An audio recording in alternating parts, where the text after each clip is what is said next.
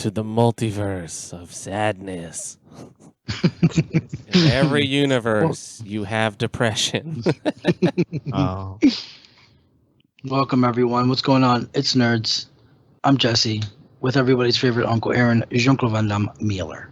I'm Aaron, and I'm with everyone's other favorite uncle, James. man, we're just not even trying anymore. It was It's all Mother's good. Day, and you were with your Yeah. nephews. I saw. I said, what? Weren't you with your nephews or something? No. No? Then Yesterday, Mother's Day? there's another James I saw with some kids. No. I guess. Like the weekend before. Oh, maybe that's what I'm My thinking. nephew's birthday. Yeah, that's what I was thinking about. Yeah, man. That was like a week ago. Bro, We time, recorded another episode before that. Or, time is a yeah, construct, dude. Time's not real. Time's a flat circle. Anyways, we're gonna be doing Time is a social construct. our Doctor Strange in the Multiverse of Madness review, as well as a Moon Knight finale / I guess we can do like a season 1 wrap up. I mean, you guys already Yeah. know how we feel about Season 1 wrap up. Yeah.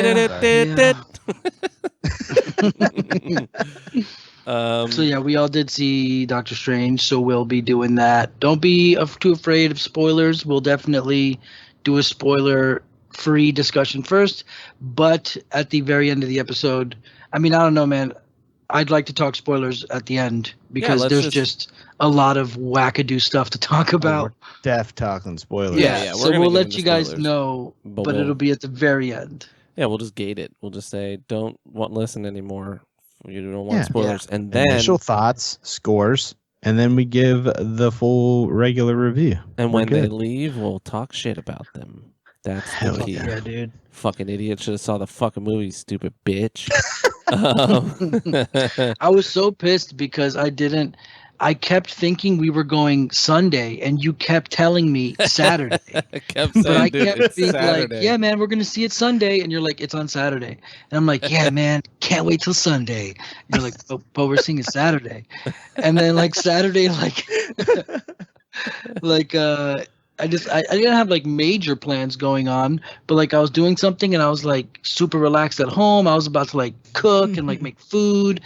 And like I realized like, oh no, I have to go to that movie in like an hour and a half. And I almost blew it off and I went to go buy a ticket for the next day.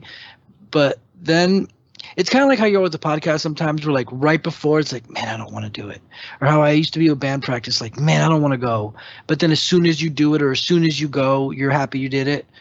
Yeah, But I realized like, yeah, like I realized like, man, if I buy a ticket for tomorrow, then I'm just going to be pissed Sunday that I didn't already go see it. And then by the time I got there and we got inside, I was happy. Oh man, let's get into our weeks real quick. Yeah. It's been Because we were at the Tell theater. about them fools in the theater. Bro, we were at the theater together. First of all, I love my wife. She is the best. She's a good compliment to me, but she has become so much more bold since we have been married. Uh-oh. She used to be the one that'd be like, stop, when I would yell at people. Now she's ready to fucking rumble. And I told her like before, like, just let me be the one that tells people shut the fuck up. So then at least if I'm getting beat up, it's because I did it. You know what I mean? Because Yeah. I don't want to have to get beat up over you. So we go to a movie theater, as all movie theaters are now. They have assigned seating that you reserve, which is the greatest thing of all time and has filled my life with such joy and purpose because Yes, Fuck sir. yeah, dude. I used to freak the fuck out. I used to be at movies like an hour early because I had to get dead center. Like I had to be like probably 65 to 70% up, but dead center. I have to be, or Right. else will not be able to enjoy the movie because I can't. Like I have glasses and shit. You can't fucking see right, Yeah. And I used to freak out. And I remember my ex-fiance being like, "You're fucking crazy. Let's just go. We'll just get a seat." I'm like, "Motherfucker, if I gotta sit on the edge, I'm out, bro. I'm out. That's it." Yeah. So, anyways, God, that would be the worst when the trailers are starting and you have to like look for a seat that's open. yeah. Ugh. Or remember trying to like save seats for your friends, and then people be like, Yeah. "Nah, bro, I'm sitting." And you're like, "But there's a jacket there." But my jacket. See, that's where you guys messed up. You had friends, so it made it harder. But so we were at the theater, and before Jesse got there, these people were sitting to our left, and this lady, I knew she was kind of goofy because something was happening. I saw these dudes come in first, and they're like, all right, we've got this row over here, these 4, and then the ones down here, they have these 4. Well, then they sit dead center of the dead center row in the movie. Like, best seats in the house. on fucking Saturday night. Like, get out of here. So then this lady's up to my left, and they're like, oh, over here, over here. And so she comes and sits down. I'm like, oh, this is going to be good. So first, when she's over to my left, sorry, they didn't say come down. First, she's over to my left, and then this couple come up, and the lady's like, yeah, you're in my seat. And she's like, oh, really? I thought this was mine. Oops, I'll just go over here. There's my seat. And then she goes down and sits next to these other dudes. And then more people just fill in, right? So then they're in the middle row, right below us, and someone comes in and is like, hey, I think you're in my seat. And they're like, man, they said that about us up there too. And then they move, like, we'll just go sit over here. And Kelsey goes, why don't you go sit in your seat? Yeah. And I was like, somebody get the cop that was out there, bro. Get the popo on these fools. And then they just ignored us and like went and sat on the other side of the road. And then Jesse got there, and then I was there for that. Oh, okay. Sorry. And then kind of like the rest of that aisle came in, the people that actually had the seats, and there was a big old clusterfuck where they kept saying, they double booked, man. Oh, they must have double booked. And then it's like, no, you're in the wrong seat. So they had front row seats basically. Yeah. Yes. Oh yeah. And then my soulmate, my true, like this girl, I had no physical attraction to her or anything. She was just my soulmate in that she came in and was like, nah, and went outside and got someone. And then the kid came and was like, hey, I'm going to need you to see your tickets. And they show him their tickets, and he's like, yeah, no, you guys have the front row. You're like all the way down there. And they're like, what? No, but we wanted this one. He's like, yeah, these were taken. So he's like, you can either go down there or I'll give you free, I'll give you free tickets for another time. I'll give you a credit. And the one guy goes, we're here every week. And he's like, well, that's unfortunate, but you can be there. So then they're going past, and I guess one of the girls said some shit to the girl who got the guy, and she was like, bitch, why don't you sit in your fucking seat? And then she was like, she's like, yeah, maybe go to the fucking seat that you reserved, because I reserved this one. This is what I paid money for, whatever. And then some guy starts talking. She's like, man, your fucking girlfriend started it, bitch. I was like, hell yeah. So when the movie was over, I just leaned over. I was like, hey, by the way, I think you're actually in my seat.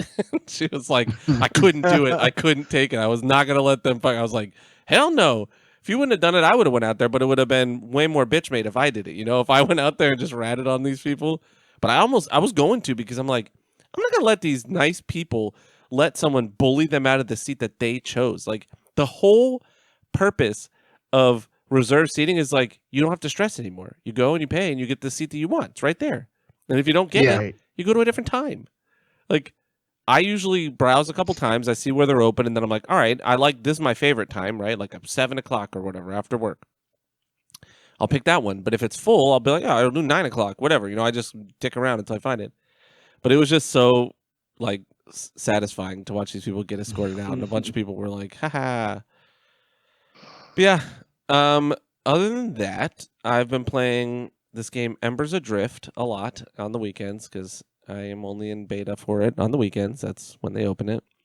It's very old school. I think I talked about it last week. Just an old school MMO. Very slow paced. Like, it takes like 2 minutes to kill a mob by yourself or with people. It's like made to be classic, And it's really what I've been missing in MMOs is like, I need people so that I can play games. Because, like, why am I playing a multiplayer game if I don't need people, So I'm playing that. I have been playing Rogue Legacy 2 as well. I beat the first boss after we recorded. The next day I beat that first boss with the chef, as our listener said. I then beat the second boss, which was really hard because it was a 2-boss fight. But I beat it second try, I want to say. But as you go through it, you only have to beat the bosses once.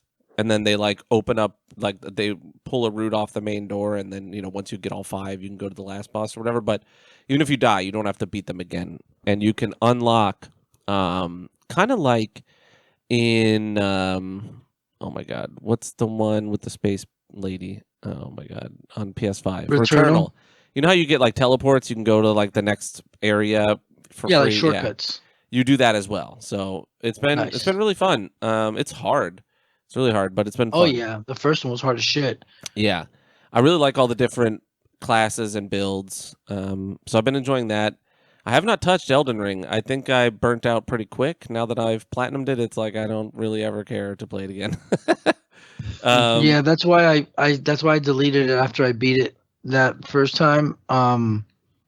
Because I still want to go back and play it, but I'm still gonna wait a while. Yeah, I'm like, let me just wait. it'll be like any of the Souls games, any of the From games. Like every year or so, I'll want to play them. I'll like go back and I'll play through. But right Yeah. now, I just can't play it again. Well, the Yeah. good thing is also is that the best part of that game is the beginning. Yeah. So restarting that game every now and then is always going to be fun because Limgrave is great and that whole just first part is great. But about Rogue Legacy, real quick, I was looking to play it and I can't. It's only on Xbox and PC. Bummer. Yeah, they come out. They usually release Maybe Switch first, and then they'll put it on the other systems. But they generally go PC and probably Xbox is a free. It's the same. I'm sure. What do they call that? Console Workspace? exclusive? No, you know what I'm talking about. Like it's that atmosphere, whatever whatever the fucking word is. I can't remember it, but yeah. Well, I remember on PS4, it was a free game, not like a PS Plus free. It was just a free game. Oh, yeah. For if you had PS4, like you just got Rogue Legacy for free. But it had So been one of out the for a first bit. games. I got it like years and years ago.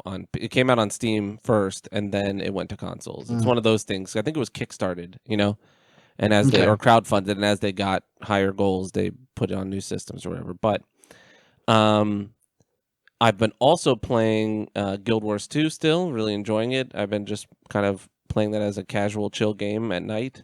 It's been a nice palate cleanser. I really need to go finish Legend of Heroes Trails games, but like it's so much. Burning out. Yeah, it's just so much like reading. There's not a lot of like Damn.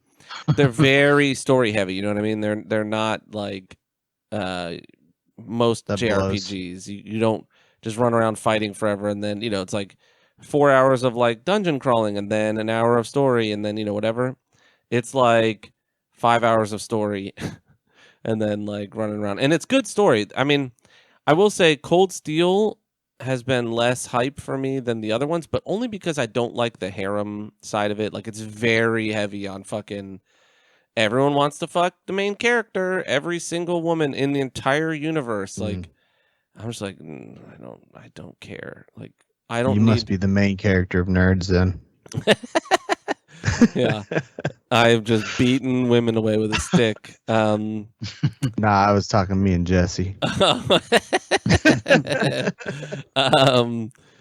Yeah. So there's some cool shit, and it pays off so much cool stuff. It's just I fell off, and then it's really hard to like get the treadmill going again. But I'm at the end, so it's about to get super hype. Like that's what happens, and that's what I was kind of frustrated with. Part 3 of this is like you're in the third game, and generally it should be hitting the ground running, but they like restarted the whole story. Like the first 2, you're in school in a military academy, and then you graduate, and then 3, you're a teacher at the school. Like it's like a year later, and you've done like all this stuff, and there's like a lot of stuff to it, but you're like this famous hero kind of, and you become a teacher. But then it's like, okay, new class, same exact game, just new people, and you're like, but they tell you, like it expands a lot on the world. There's a lot going on. It's just kind of like halts the progress you felt. The world's like going fucking nuts. There's like a whole war going on, and then the game starts, and it's like the war's over. We won, and it was cool, but you didn't get to see it, so now you're a teacher. So it's just kind of weird, but. We'll see. I've heard 4 is actually super mixed reviews. I thought it was like really good reviews, but it seems like a lot of people kind of hate it. So we'll see.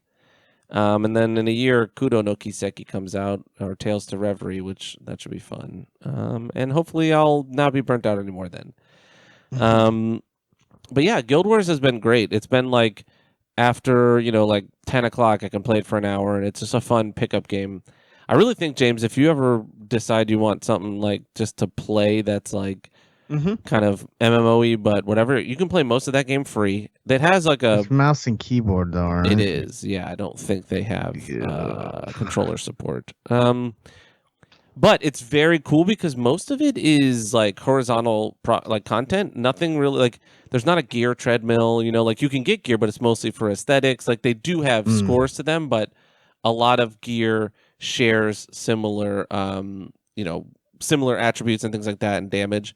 Um and it's mostly just about exploration. Like a lot of that game is just clearing map segments and like that's doing these open world quests that are there. Like you just walk in and the quest is going. So it's not like you have to go to a guy and get a quest. You just like walk over to an area and there's a farm and there's like goblins, stealing apples and you can kill the goblins or you can get the apples and like give them to the person. And, there's like different ways to do it, whatever. And you fill up a bar and then it's over. But then there's like jumping quests where you have to like platform your way. And I got really frustrated at one. And then I realized there's an option you can turn off that made my life so much better. So if you would double tap W, A, S, or D, you would dodge in that direction. But when you're trying to precision jump on shit, you might double tap just to like move forward just a little bit. And I would fucking roll off of things on jumping puzzles. I did it 50 times yesterday and I was so mad. And I was like, there has to be a fucking option for this. And I looked and I was like, oh, there's an option. That's great. But yeah, it's just very chill. Like it doesn't need or it doesn't require much of you. And it's fun. But I want to get back into Lord of the Rings online because I watched some videos on that and I was like, man, it's got such a good story. I just really want to, play it, but it's long. So, but I couldn't. I don't know how you guys do like the multiple story games at a time. Like that's just not for me. It's a little rough. The problem is now I'm stuck in a spot where I have story games I want to play, but I don't know. Like when I play one, that's all I'm going to play is that story game. Yeah. As far as like, I usually have one story game running, and I usually have like Apex or something like that. That doesn't require any like keeping track of the story. And now I'm like in a spot where I'm like, well, what am I going to commit to? And I'm like, I'm just not going to commit to anything. I keep playing these short little turd games that are on Game Pass instead. Dude, I'm with you. And I'll tell you, normally I'm pretty good at it, but Witcher 3, I went back and I just couldn't remember where anything was. Like I had lost the plot and I kept trying to play it like fucking Elden Ring and I was just like rolling everywhere all dumb. It was rough. But with Trails, it's like I'm not playing any other game like that in terms of control scheme. So it's like that's like riding a bike every time I go back, And story-wise, I'm used to reading. I read a lot of books and watch anime, and like I do a lot at the same time with my brain, fiction-wise. So I'm pretty good at keeping the plot there. And like I do remember the plot of Witcher 3 because it's not really that deep, honestly. Like the sub quests are, like some of the side quests and things like that. They have their own like long form, deep stories, but the main story is like find Ciri, basically. Like it's a whole game of you're just trying to find Ciri, and then I'm sure when you get to her at a certain point, I'm sure it changes and shifts. But I'm 50 hours in, and I'm still trying to find her. And now I'm in the best part of the game. I thought was Skellige. That's where I'm at. Like I've really liked that, like kind of druidy. I don't know what like mythology you would call it, but it's like very like big bearded angry guys that turn into bears and shit. Celtic. Yeah. So hopefully one day I can get back to it because god damn it, that game was amazing. Yeah. I'm not gonna lie, I'm a little bummed that like the tease of Witcher 4 is like a whole different school and everything. Like I wanted a Ciri game. Honestly, she's pretty dope to play. Yeah, she has a super cool like special dodge and shit. Like, it's like phases around, right? It's like Final Fantasy, isn't it? Yeah. But you could tie that into like new attack patterns and things. You could really go wild because she's like her own thing. I'm with you. I would have loved to have seen like a Ciri story, and obviously. I don't know how Geralt's story plays out, but I'm sure he's either retired or dead or what, whatever. It's like more like I'm just gonna go live happily ever after, or be dead because I rescued, the girl I want to rescue. Also, setting up another story with her kind of defeat. Well, you haven't beat it, but you kind of there's like multiple endings that involved her, like what her path ends up being. So that's maybe why they kind didn't of do it. Be different. I think They maybe didn't do I it don't know. because you have to choose one to be canonical generally. You know what I mean? If they do that, they end up having to like Yeah. choose a canon romance and a canon ending, and like I don't know. Right. But they Right. had, I mean, they did have to do that with Witcher Bro, 2 to Yennefer's 3.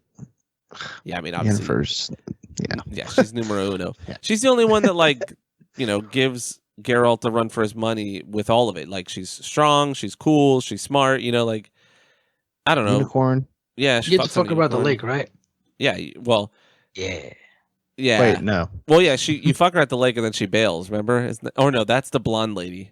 That's The that's the magic witch. one. Oh, Yeah, the witch. You're right. It is yeah. the witch. Yeah. I thought she was the Yennefer witch. you do on the like The up in unicorn. the like Norway looking area. Yeah.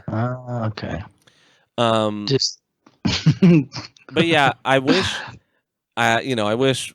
I mean, I don't wish that Elden Ring came out later, but I wish I would have put more time into Witcher 3 and beat it before Elden Ring. But I was doing too much stuff at once. I'll get back to it though. I will. It isn't the hardest thing in the world, but I think I was just burnt out on 3D action game. You know what I mean? 3D action RPG. I think I needed a break. That's funny. Maybe that's why I've been playing these like platformers and stuff. Oh yeah. I didn't even think about that. What did you call them? Turd games.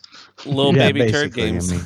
Well, no, like they're all just like short little arcadey, like not. Yeah, like not, indie games. Well, they're like I don't care. Like when I get done, I'm like, okay, I beat it, whatever. Yeah, they're like what I've been saying, like chill games. You're just like turn your brain off. Even if you're like stressed from it, like Rogue Legacy isn't, not stressful, but it's like I still don't care. It's not like Elden Ring. Elden Ring was like breaking me. I was getting to the point where I was gonna freak out. Like because because it was so easy to 100%. Like it's not easy, but it's the easiest trophies to achieve. They're not like you have to get through New Game Plus 3 to even get all of these items, and if you miss one on a playthrough, you're fucked. Like generally, there's those things. You can get everything in one playthrough for the item collection, and then the other are just endings, and they're pretty simple to get. Yeah. You had to get all five, and like don't feel bad saying it. Completing or platinuming or completing Elden Ring is easy. It's an easy free ass platinum. Yes, that's why game is not easy. It's just an easy plat comparatively.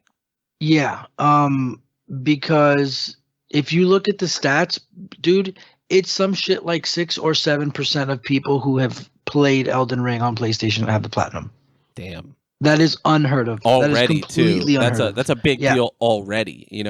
Yeah, that's But isn't this also like their highest selling game of all time? Yes, that's fair. Yeah, but that just means.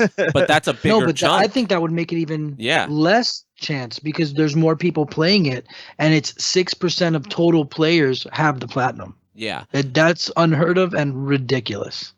Yeah, it's pretty wild. And I will say, like, I burnt out on Elden Ring, and like some of my love for it kind of died. Every time I got to the last fight. But it is an amazing game. Like, I don't want it to sound like I hate it or anything like that. Like, every From game is incredible. You know what I mean? And they're all incredible in their own ways. And I think Elden Ring really showed that open world games can be fucking great. And I mean, we know that they can be great. Obviously, Witcher 3 exists. There's a million good open world games. But I just think they showed that you can do it without the normal super tropey shit in open world games. Like, they give you the map shards. Those are like your normal, tower climbs, except they're usually just on the ground. You just have to get to them. And they make it really easy to figure it out once you've kind of been in the area, And it has like it's got deep combat system. It's not as open worldy as a lot of these open world games are. So I do think it deserves all the credit in the world. I don't think it's the best FromSoft game at all. That's the just imagine if like J.R.R. Martin actually like helped with the writing and they had a story too. Yes. So it's funny because I was really hoping after Sekiro and then coming into this, like Sekiro is a very story forward game. Mm-hmm. You don't have to read. I mean, you can read. I'm sure there's item descriptions you can read that kind of fill out some of the story, but they could have easily had a mainline story in this. Like, you got to run to Godric to go over here, and that those are the main story beats. And then you flesh out the side characters and other shit, like kind of with with fucking item descriptions and things like that, right? You have that mystery surrounding some of the core elements, right? But a baseline story is there. Like, you know why you want to become the fucking Elden Lord. I literally have no idea what happened in this game. Like, yeah, it's just I'm not even joking. I very literally don't know what the story of Elden Ring is. Yeah, don't even know what the Elden Ring is. Nope. It's just the way that they write it. I think it is kind of dumb. There's a super deep lore. I've watched some lore videos, and there is once again a super deep lore, but it just you can't. The leaps and bounds you have to go to put that shit together is ridiculous.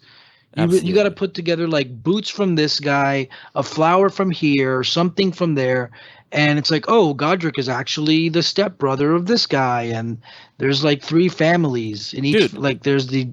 Why do we crazy. only see 2 omens? Right, we see Moog and we see Margut. Like, what is an omen? Apparently, they're like kind of super powerful demon guys, but what makes them?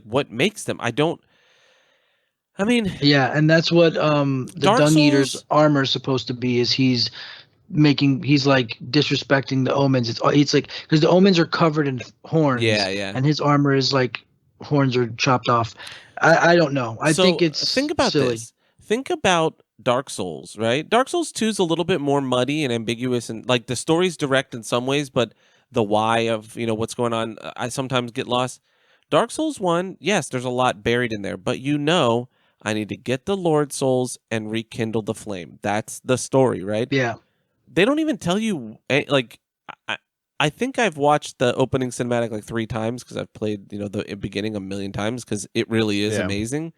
Dark Souls 2? No, of Elden Ring, sorry. Elden Ring. Yeah. But like, think of Dark Souls 3. It's the same thing. Okay, there's 5 main bosses. I need to kill them to then go here and fucking, kindle the flame or destroy the flame, whatever it is, It at least gives you the framework. I feel like Elden Ring left the framework out.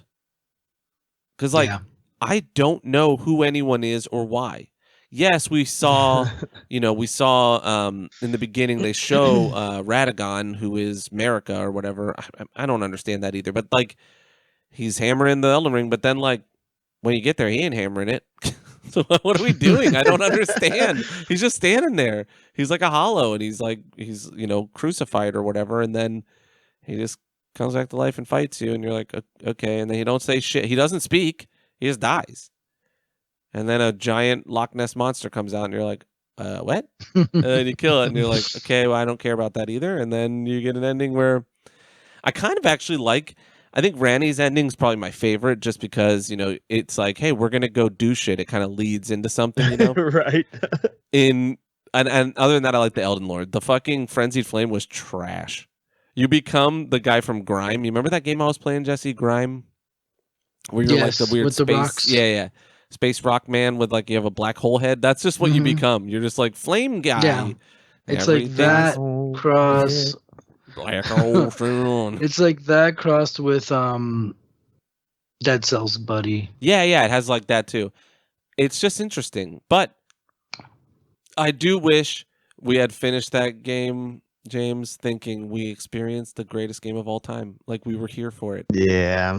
Like, the ending ruined it. The final boss fight. I'm not gonna lie. I got a little caught up in like trying to get it done too, like around the same time, because I know like how I am. Mm-hmm. Like, there are very few games I've ever played that I have felt the like absolute urge to play through the whole thing again, like to experience again, because you're never going to get that first experience again, and I don't really want to like soil that by playing it again in a way, And so I kind of feel like I really shouldn't have finished the game, because I could have easily just sat and explored like forever a lot more, but I knew once I beat it, like I knew I was gonna like just like kind of forget about it. And like I said, Witcher 3 is probably like the only one that I've like I think I've played that 2 or 3 times now completely, and I can keep playing that. I mean, it takes years in between, but yeah, I don't know. I wish I would have just like slowed down. Well, we some people doing it slow. We did play it together for 12, I think we played like 16 hours that day, and then we kind of played off and on together because we were all in different places. That's how it is. But we knew the 12 hours wasn't going to be shit. Yeah. And I kind of wish it was, honestly. I kind of wish the game was like 70 hours. I wish it was like top to bottom, do everything 70 hours, or up to Lane-Del, kill Godfrey, / Horaloo, get to Radagon. There's no reason, unless there's a special ending, that I should have had to go get that fire to like burn the tree. You know what I mean? I guess I just wish there was like main bosses that I like were gonna be like Dark Souls, like unforgettable things for me. And it's all this like for me, there's only 3 that like will never go away. And it's going to be, Sword Lady, Meteor Guy, and friggin' Wrestler Buddy. Those 3 I'll never forget. Horaloo might be my favorite. Margit's okay. Margit was a great cool fight. Margit, yes. The first one. Yeah. I think when you first get to him, he's like the perfect intro boss, I think, because he's like kind of harder than any other intro boss we've gotten. Because he's not really, he's not the tutorial, but he's like your first boss. He was awesome. No, yeah, he was. I really liked him. That fight was great. Yeah, and some of these fights just feel shit, right? Like some of the times you're just like, there's no way I am getting good at this, like, or at least for me. And it might just be my playstyle, right? Because I like big fuck off weapons, and it always kicks me in the ass. But Margit, I fuck up now. Like I know his moves. Like I've learned them. He's difficult enough because he's got his 2 phases. He mixes up his moves with mids and distance and close range stuff. You can learn him, and you can learn most of them. Someone like Malekith is a fuck. He's a piece of shit asshole. He's super cool, super fucking cool. But then he's a piece of shit. I may also have like a different like. So for me, like I need something that happens in that fight that's just like unforgettable. Yeah. And so, like Gale, like the fucking... almost every main boss is forgettable. Yeah, but that's what I was saying. You like Gale, he's like your favorite because he's fucking dope. And then he goes Super Saiyan, like he has that second phase where he gets crazy. Still my favorite fight, by the way, of all of them. And it's cool because, so the cool thing about most Souls games, right? Like when you fight Gwyn, you're fighting the baddest ass dude in the world past his prime. Same goes with Gale, right? Like you're fighting this old shriveled up dude who then has to go Super Saiyan and release the Dark Soul basically to fight you. But like, it's like Radahn. Radahn is that perfect example in Elden Ring. We're fighting Radahn, like super, like he's fucked up from fighting, what's her name? Blood or Rot Lady. Malenia? Yeah, he ain't got no legs. Yeah, he's got no legs. He's all fucked no up. Legs, Lieutenant. He's basically hollowed. You're fighting like a hollowed, version of him. If we fought him at his full strength, we would never have won. Like, he literally used his full power. He was literally holding back the stars. Yeah. Like, that's crazy. And like that fight is cool. When I fought him the right way, like, yes, I fought him post nerf, post rebuff, but not original strength. I did not beat him on the ground at his like that shit was wild. I could not get close to him. He was one-shotting me basically with any move, and I had vigor. Like I wasn't playing glass cannon, so I just I cheesed him, and then I went back on my strength build, and I sat on the fucking ground, and I stood and banged with his ass, and it was fucking great. He turns into a meteor. Yeah. Have you seen the fucking lighthouse memes, of Willem Dafoe from The Lighthouse looking up and they like color the light, the meteor thing, and it's like when Radahn leaves and you think you've got a second to heal, and then it's him looking up so scared, and it's like the fucking meteor. I love that, and I love the one where it's like someone drew a comic of it, and it's him and his horse, and he's like, "All right, we about to go, we're about to do it to him," and he's like, "Let's go, boss." The horse says, and then he jumps this guy, and it shows like it's like a gif of like someone's face where they like blow the super fast wind at it, and it's saying it's his horse, his poor little horse. But yeah, Radon is definitely fucking badass. I mean, design wise, there's a couple of bangers in Elden Ring, right? Like obviously Horaloo when he goes full wrestler after he covers himself in the blood of his best friend. Very cool. And actually, what's the snake guy? Rykard? I really liked him in his snake form, that second form, fucking super cool.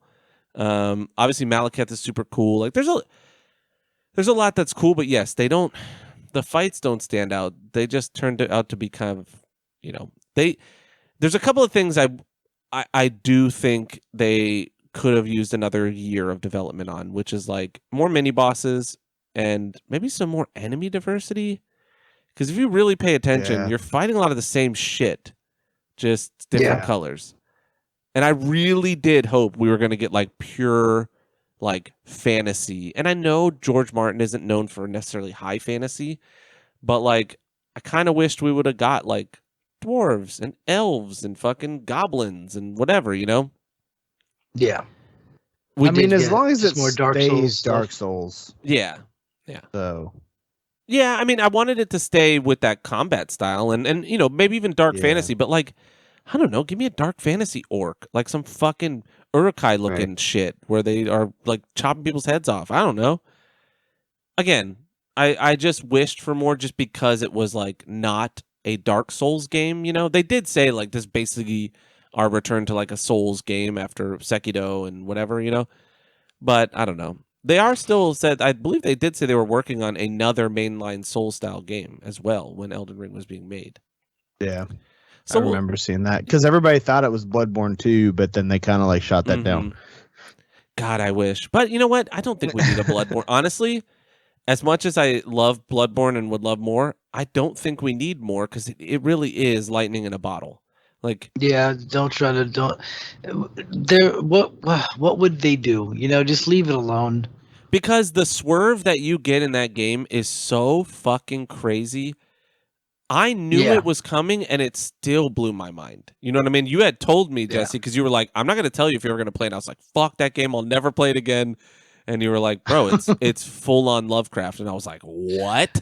And then it's werewolves. And then I was like, bro, it's cosmic horror. It's Lovecraft. And it's funny because everyone quits basically right before you get there. Because you get to Gurman or Gascoigne and you're like, fuck this game. I hate this game. And it's like, just past him, you start to really, you get to Rom, you start to see the fucking secrets. And if you get enough insight and you see the fucking guys in Yarnum, you're like, what? The amygdalas, fuck. That was crazy. That game was scary, man. I remember being like creeped out in the daytime playing that game. Yeah. And I remember I realized it was Lovecraft because I was after Gascoigne. I remember when I was like, it's got to be, it's French. It has to be Gascon. It's not. It's literally Gascoigne. But James, hold on. I real saw quick, the sorry. first brain sucker. I just thought of this. When and if you ever and your wife ever come down here, I'm giving you the PlayStation 4 and you have to play Bloodborne. My only fear of it is like, they're really hard to come by, and a Pro especially is really hard to come by. So shipping it would be they're scary. making them again now. Oh, are they? No, they're not. I forgot to put that in there. Are? The chip PlayStation 4?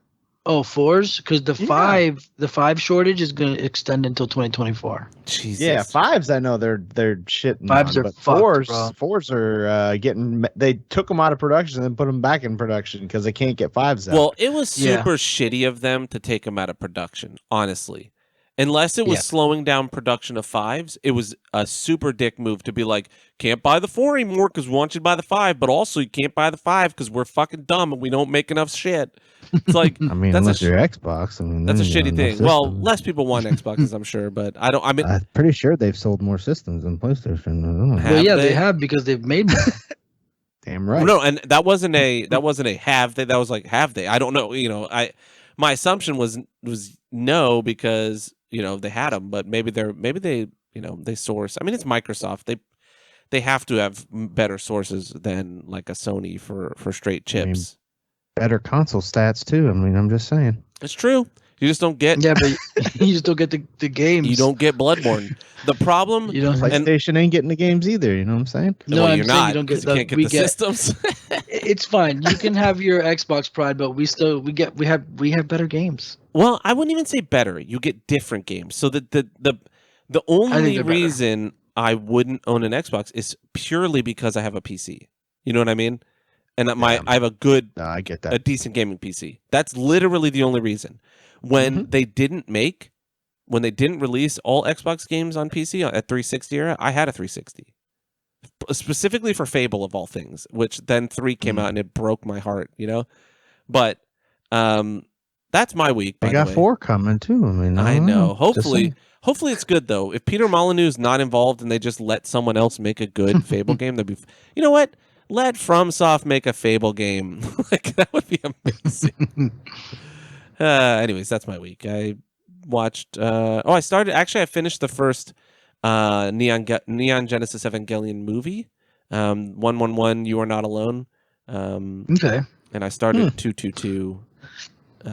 I watched the original series a million years ago, but they've kind of reworked the story in these movies, and they're condensing the seasons down and stuff. So, Shinji's still annoying, but I think as an adult, I understand it a little more. Like, I kind of stopped looking at him like, I want him to like robots and be cool, because I was a kid when I watched it.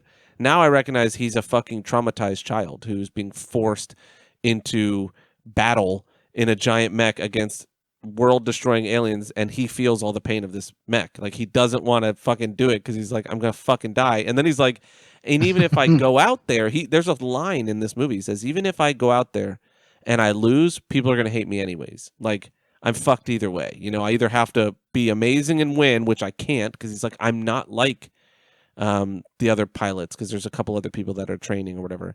So it's good, and they're all on Prime. So if you have Prime and you want something to watch, there's I think 5 movies or 4 movies. So okay, I still gotta get through the damn series. It's good. It's hard for me to sit through shit. It is confusing. I've seen that first episode a million times. It's fucking confusing. They're like the end of the movie. There's a character I've never seen who's just on the moon, and is like, "Guess I'll be coming. Guess we're going to phase 2. Can't wait to meet you, Shinji." And I was like, "Who the fuck are you?" It's funny. Word. Anyway, so. How about I go, since I have like nothing? Okay. Yeah, because your boy's I'm trying to blast through mine, but I got a bunch of shit.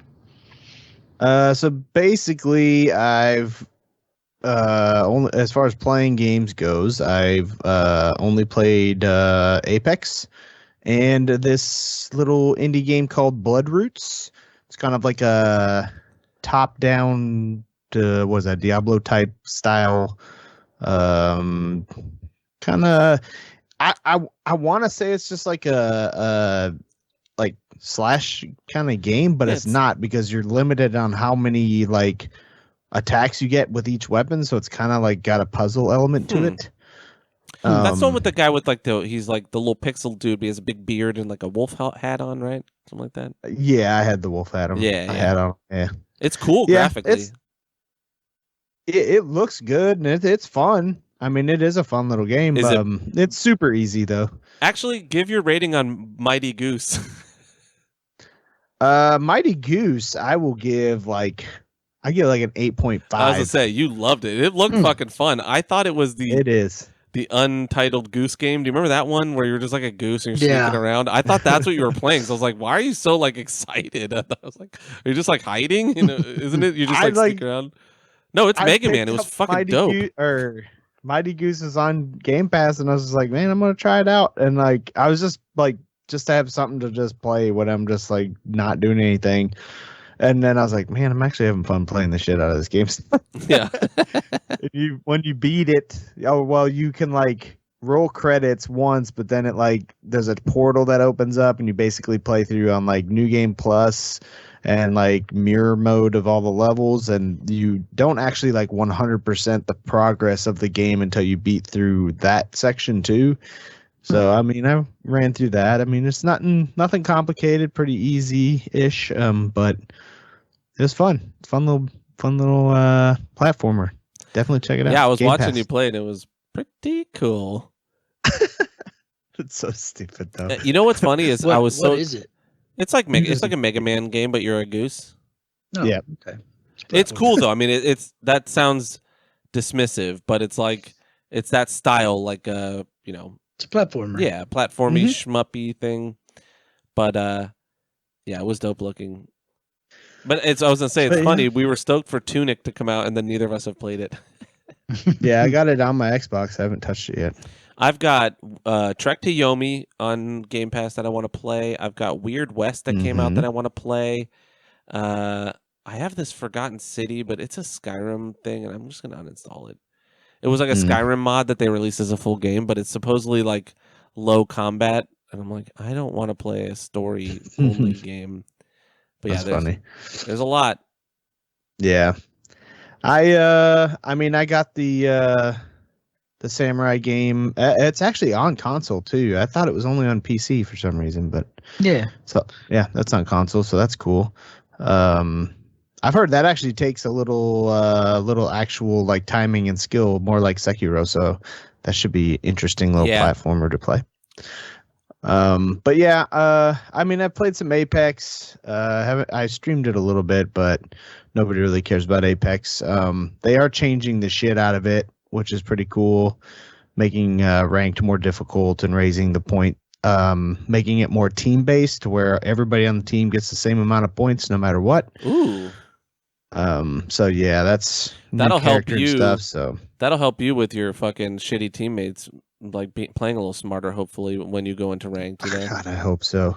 They raised the points a lot to get to different levels, so like a lot. Like to get to Diamond now is like 1,600 points higher than what it used to be to get to Masters. Jesus. Yeah, so Masters was like 10,000, and then basically whenever you hit the top 750, you were a predator. But now to get to Diamond, you need like 11,600 or something, I think. Jesus. Yeah, it's nuts. So that should be interesting. I don't know. The cops said I was a predator way earlier than that.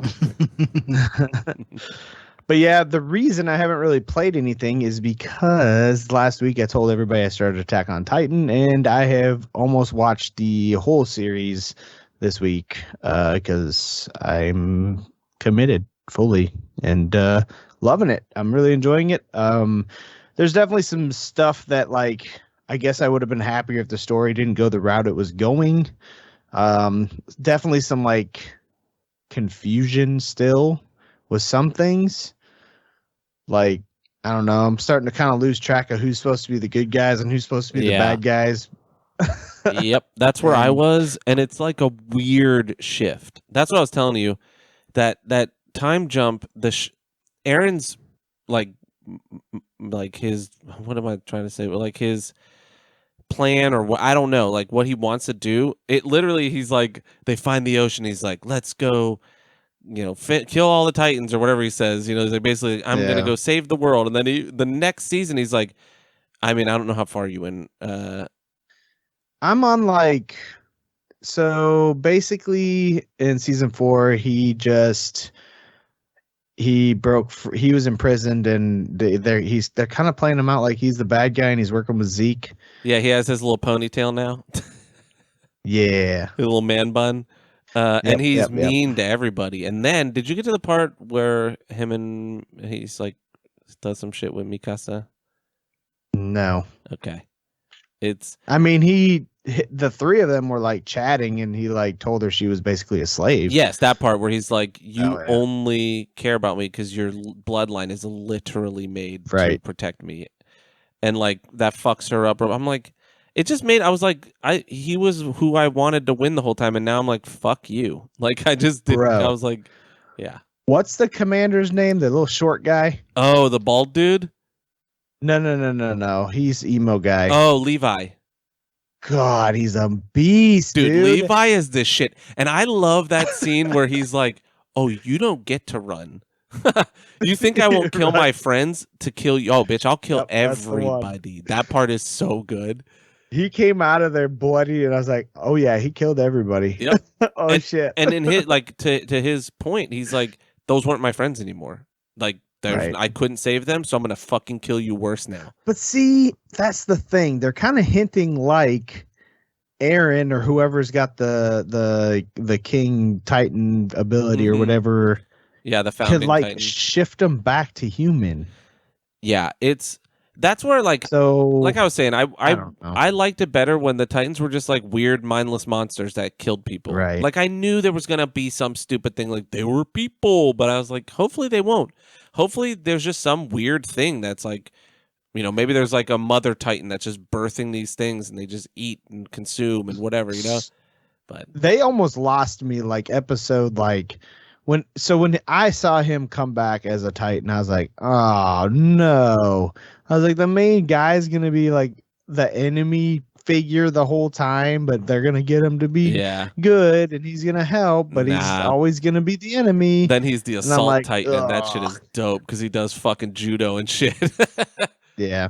But yeah, that part where he gets eaten was so good. Like I remember being in my room like, oh shit. Like because it's just his fucking arm falls out and you're like, right. What? Yeah. Yeah.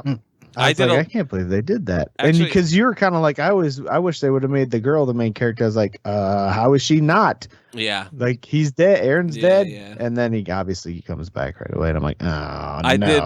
Jesse, did you hear me doing a lot of oh shits in fucking Doctor Strange? Yeah. Anytime there's surprise violence, I laugh and yell oh shit. That's funny. My favorite one is in Spider-Man 3 when he slapped Mary Jane. I laughed out loud. I was the only person. I was like dying laughing. And not because of that, just it was like so surprising and dumb. Like I don't know. It was just like, oh, that's how you know he's evil. It's like, man, he was already trying to cheat on her and shit, Yeah. Anyway, sorry. Oh, you're good. But yeah, I think I don't know. I've really enjoyed Attack on Titan. I find myself now like later on in it, like kind of wanting more of their gear and sword stuff coming back. And it was really dope when they were like they showed up to help Aaron and they were all like stealthy with better tech and like with fucking missiles and shit. Yeah, and I mean I didn't love that they were using the gun stuff now, except for like Levi and stuff, but yeah. It was fine. I mean, I find myself like wanting that stuff to come back a lot. But it's really good. The animation's really great. The over the top shit is just so good when it happens. And it does get a little chatty once you hit season 2. Yeah, 2's rough. 3 and 4. 2 and I think 3 when they started running out of budget and shit, and then it was just like people talking, and you're just like, but the Titans, I want to see them fly around and cut them. Right. Yeah. Right. Right. And so then I definitely felt 2 had the chattiest spot for me. I felt like there was a good section of 3, but then at the end of 3, it did get chatty too, I guess. So. Have you seen the stuff with Aaron's dad yet? Like where they kind of show flashbacks? I feel like they made him out. And I've seen a lot of stuff with it. I feel like they made him out to be like, this is like he's a badass, he's doing something secret, and you find out he's just like he's a sad boy. You're just like, I mean, he's basically just like kind of a lying piece of shit too. Yeah, it was weird. So you feel for Zeke too, right? Like his whole life has been trying to make his dad love him, and then he meets the other guy who's like kind of becomes his dad. It's weird. I don't know. I all of it gets really like. Season 4 is like super muddy. Yeah. And I mean, I'm like I said, I'm gonna watch it through. I did see an announcement that there is gonna be a part 3 to it. I was under the impression they were done already, but supposedly they dropped a teaser a month ago, and part 3's coming like next year. So, and it's like the last 9 books of the manga. So I don't know. We'll see. Why do they keep calling it the final season? I'm like, just stop. It is, but it's 3 parts, I guess. Yeah. I thought 2 was supposed to be the end, and I don't know. So then that's why I was like waiting, and because it was still coming out, so I was like, all right, I'll wait till it's done, and then I'll just binge it. But now I'm like annoyed. Me especially too, if it's because gonna I be thought it was over. yeah, especially if it's gonna be this muddy and like confusing, and you gotta remember all that shit. Like 2 years from now, when fucking book 3 comes out, and be like, oh, I don't remember. I literally went back and watched the last 2 episodes of the last season when I started this one because I was like, what the fuck did I miss? Who are these a dumb weird kids? Why do I care about them? Like, very weird.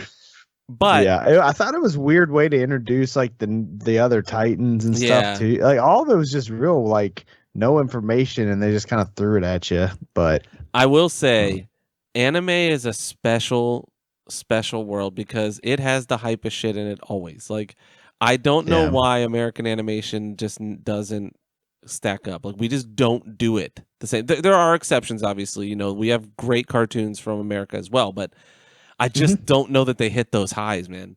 Some of the right. moments that they do in anime, it's just you know why? They go all in on the seriousness. They take it seriously. It's not like for children. They don't make it for a child audience, you know? And I think that's probably what they do. pretty much what it is, because they make anime for everyone, for adults. Yeah. And cartoons are like for kids. So even when you watch like, I mean, some of the DC Batman animated films are pretty great. Oh yeah, for sure. That's what I'm saying. We have some, but like they make hundreds of series and they're all fucking great and they're all hype as shit.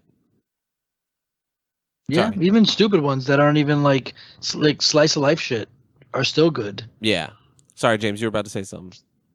As far as the music goes in this, I was a little bummed that like they started out the series was like really cool, like metal music kicking in and stuff with the fights and stuff, and it just kind of like faded away real quick, and I was like, oh, where'd that go? That's the budget. That's the stuff I'm talking about. When you see that they ran out of money, that's when like the animation goes down, and they start like, you know, they just stop having fights and shit. Like Black Clover is probably the worst I've ever seen. Attack on Titan. Maybe not maybe mid to end of season 1 has some issues, and then season 2 is really low budget. But man, Black Clover has there's this one part, I'll find it, where there's a big dragon flying, and it's like far enough away that they can like kind of gag it, but it's literally 2-frame animations. It's wings up, wings down, wings up, wings down. There's no in between. And I'm like, oh, they ran out of money. And it's a lot of screen time, like just so much. But yeah. But yeah, I don't know what I'm gonna work on next. I probably should knock out Goblin Slayer for you. And then yeah, I think I added what was that Shield one? Shield Is it Hero. a season 2 of it? Yeah, there's 2 seasons. Of Shield? Because I thought Shield I saw Hero. Rising of Shield Hero, Jesse. Oh, yeah. I thought you meant the WB Marvel show. Oh no, there's like 7 seasons of that. I watched them all. Talking anime. Yeah, I would skip Goblin Slayer because you didn't resonate with it. It doesn't. I don't think that changes enough. You'll definitely you'll root for Naofumi in Rising of Shield Hero. He's like supposed to be awesome, you know. Like they do a really good job because the whole thing is like he's got the shittiest weapon. He literally can't hold a weapon. He can only use his shield. So it's the whole thing, and you root for him. That's why it's kind of that shonen style where like, you know, Naruto sucks at, you know, whatever, no one likes him, and then Black Clover is like the one kid has no magic and there's only one in the world, you know. So it's like it's kind of that shit, but how they make use of it. He's awesome, and he really leans into kind of the character that the world builds for him, which I like. So I would also go ahead. Sorry. I was just gonna say to Crunchyroll, because I know you listen to the podcast. Like y'all got to figure out how to like separate the dub shit out, and like, bro, it's like messy. Yes. Why is everything got to be its own season and like weird? Yeah, I was gonna say it's Jesse. If you've never used it, it's on the left side. Like, you know, when you watch like Prime or Netflix, you'll see like seasons on the side, and you go and you pick over, and then you get the episodes. They do that, but it's season 1 Brazilian dub, season 1 Spanish dub, season 1 German. It's bad. Yeah. Oh, and when you get to season 2, it doesn't just go straight into English again. It just goes to like a random like it usually whatever defaults. dub they want to put on there. Yeah, they usually default to the Japanese, the original language dub. No, So, it was like Spanish or Portuguese or something. Yes, I was like, what is going on? Yeah, it's weird. It still said dub. It's weird that it's 2022 and they've got millions of subscribers. They're making boatloads of money, and we still can't fix the easiest shit. Their interface is It's like how Disney Plus still has the worst fast forwarding of any fucking streaming software in the world. Yeah. You notice they have comments under each episode? Wait, like a YouTube video? Oh, on fucking Crunchyroll? Yeah, and you'll see like all the simps for their favorite fucking waifus always. So weird. So I saw a comment or somebody's like, why does Crunchyroll have comments? I was like, I'm wondering the same thing a little bit. It's like, why does Pornhub have comments? If anyone like, oh, but those are gold though, bro. Look, I always use Groucho Marx. Like, I don't want to be a part of any club that would have me as a member. I don't want to read. Well, if I was Pornhub, I wouldn't want people commenting on some. Like, I wouldn't want someone who would comment on a porn video to comment on my videos. You know what I mean? It's always my favorite. Is always that was like some real good screaming in that one. GG's. It's always dudes like. It's always dudes like, I would love to fuck you, Jenna Jameson, or whoever it is. You know what I mean? I just picked a random. But, you know, it'd be like, I would love to eat your pussy, you know, famous porn star. It's like, do you think that they're like reading the comments and they're like, oh, finally, someone who wants to eat my pussy. Let me go call this guy. Oh, boy. Yes, Aaron. Yes, they do. I mean, I don't know. I don't know, man. It's weird. It's just engagement. Engagement is, dude, people pay for Pornhub. You know what I mean? Mm-hmm. Yeah. Like, it's just engagement. There's a market for it. Like, you know, like years ago, I worked for fucking porn companies, and that's what I did. I ran like admin shit on like the social media sites. Like, people think porn companies make their money off the like Bang Bros, Reality Kings, porno. Like, no, they make all of their money off of social networking, like basically Facebook websites that are like, you know, like fuck your local neighbors, like hot chicks in your area. That's where they make all their cash. And those are the guys that are commenting on fucking porno shit. Do they think there's really hot MILFs in the area or whatever that want to fuck you? Well, the thing is there's just not a lot of them, but there definitely are. There's definitely some horny chicks out there trying to fuck, and they are out there fucking dudes, but the ratio is just so skewed. It's like 50-75 to 1. Like, but there are definitely, and to be honest, most of them are it's escort stuff, but there are just like people on there. Like, obviously we know that in the world, people who look different, people who are societally attractive live a different life than the rest of us. It's like people who are hot, or like, you know, people who look like Angelina Jolie, Brad Pitt, Scarlett Johansson, they live different lives than most of the population on the planet. They get treated differently. But then there's also just average and below average people who are also like horny. So like, I don't know, 4s and 5s and 3s, they like to fuck too. So like, sometimes they go on the internet and they go to like hookup sites. It's like when you drive past the swingers club and you see the parking lots full and you're like, huh, I wonder who's in there. It's mostly 4s and 3s and 5s because hot people can already fuck.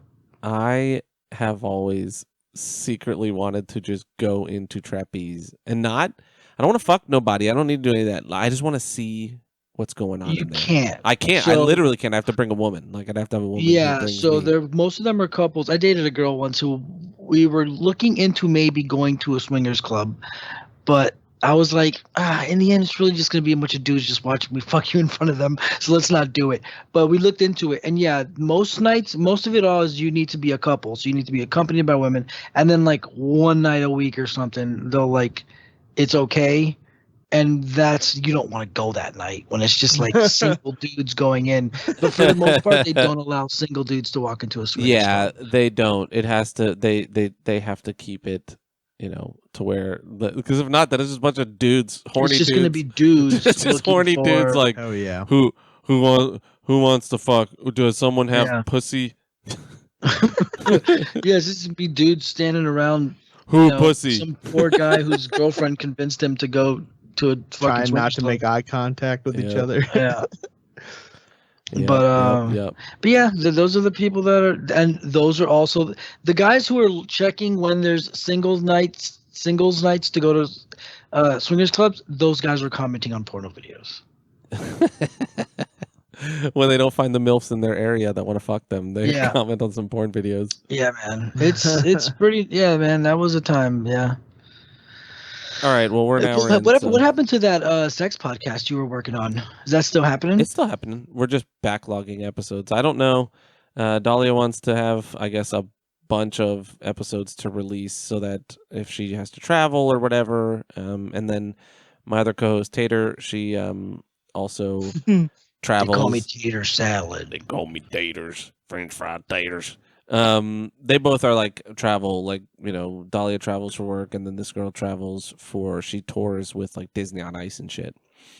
Okay. We have an editor now. That's cool. It doesn't have to be me because it's 1.5 hour episodes, and I do keep time signatures and shit, but they wanted more in-depth stuff, and I'm like, I'm not gonna sit through these episodes, and you know, I can't do it. So yeah. But who knows? I don't know. Maybe I'll come on there and talk about that porn shit, that shit I used to do. Okay, so where do we start? Let's just start with video games. Wait, James, are you done? Wait, yeah, are you done, James? Yeah, you're Sorry. good. Okay.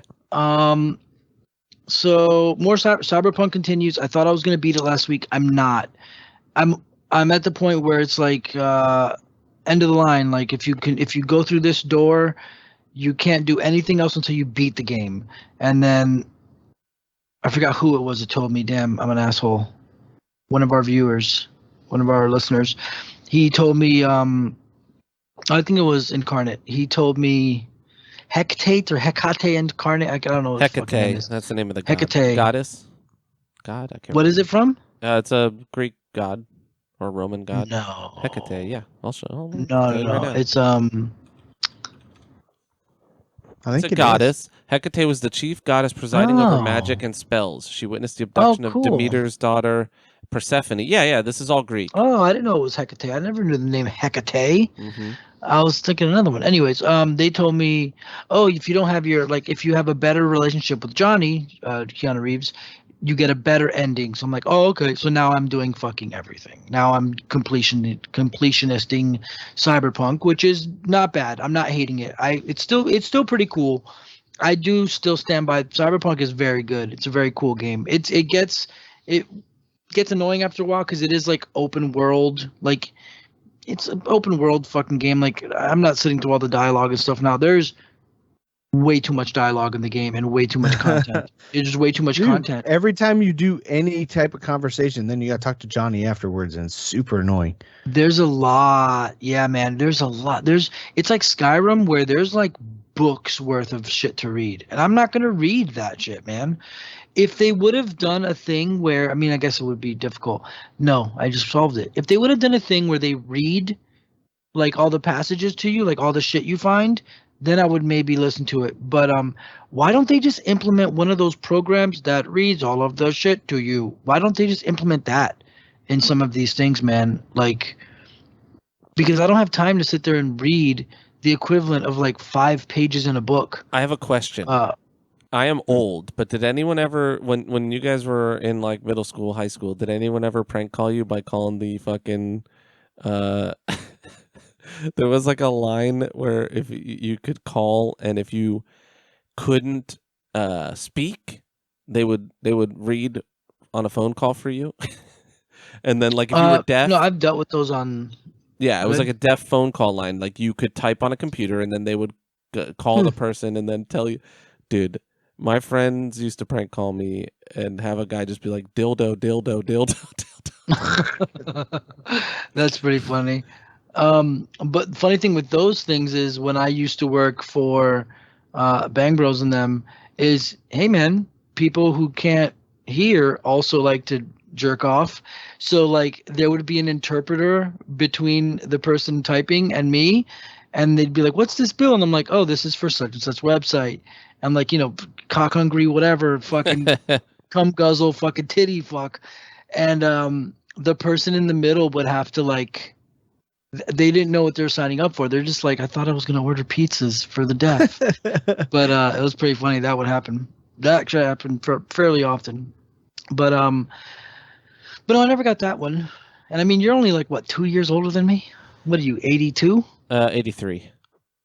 83. I'm 84, bitch. Yeah, but I'm like 2 years and change. Well, I'm like a year and a lot of change older than you.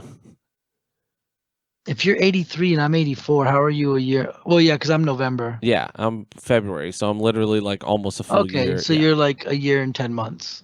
Yeah. It's like 2 years almost. That's like when you're like, when you're 23 dating like a 19-year-old, you're like, well, it's really like 3 years in a month. You're like trying to convince yourself it's okay. You're like, it's no big deal. So Cyberpunk is still good.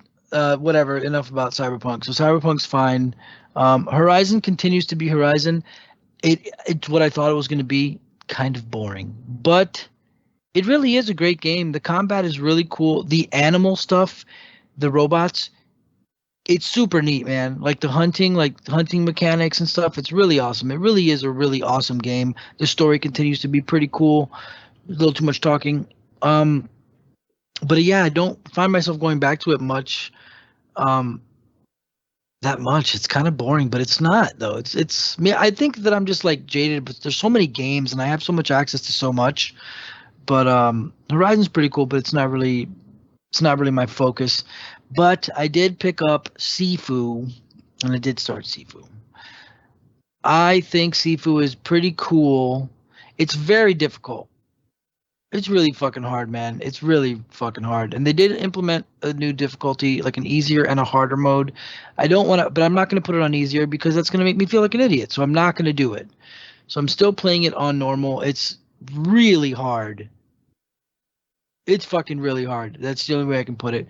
But I found a way that I can like farm. Basically, just don't ever pass the first stage, and then just keep playing and getting experience and dying and getting experience and buying upgrades for your character, which is kind of hard to get because you have to like permanently upgrade your character. You get like a little bit of experience for every person you kill, and then like you can buy a skill. Like I can buy the charged punch, charged back fist. First really good move you should buy, but it's 1,000 points to unlock it. But that's only for like the run that you're playing. If you die, you don't have it anymore. But I mean, like if you completely die, like your whole death.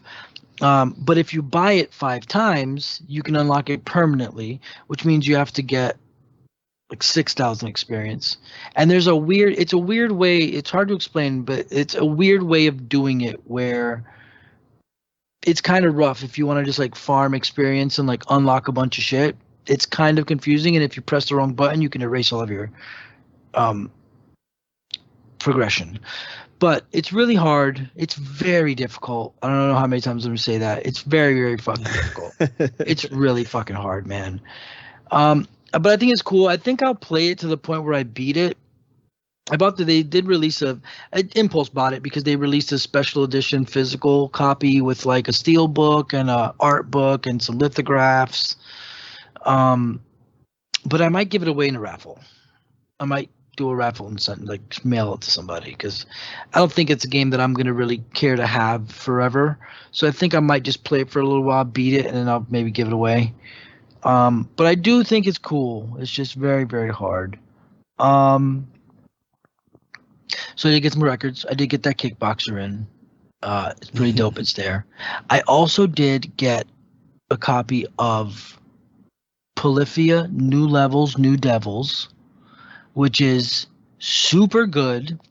Instrumental, guitar, metal stuff. Yeah, they're super It's not really technical. metal, but it's like it's in the metal section, but it's fucking really great stuff, man. If you're interested in just like cool music, it's like actually look it up. They're called Polyphia, and then New Levels, New Devils was their last album, I think a couple years ago. It's really, really neat, interesting stuff. Like the first track, Nasty, has Jason Richardson on it, who's another really good guitar player. His bitch ass is dropping his second full-length album, and he's got pre-orders, and he's putting out records, but he's only putting out 100.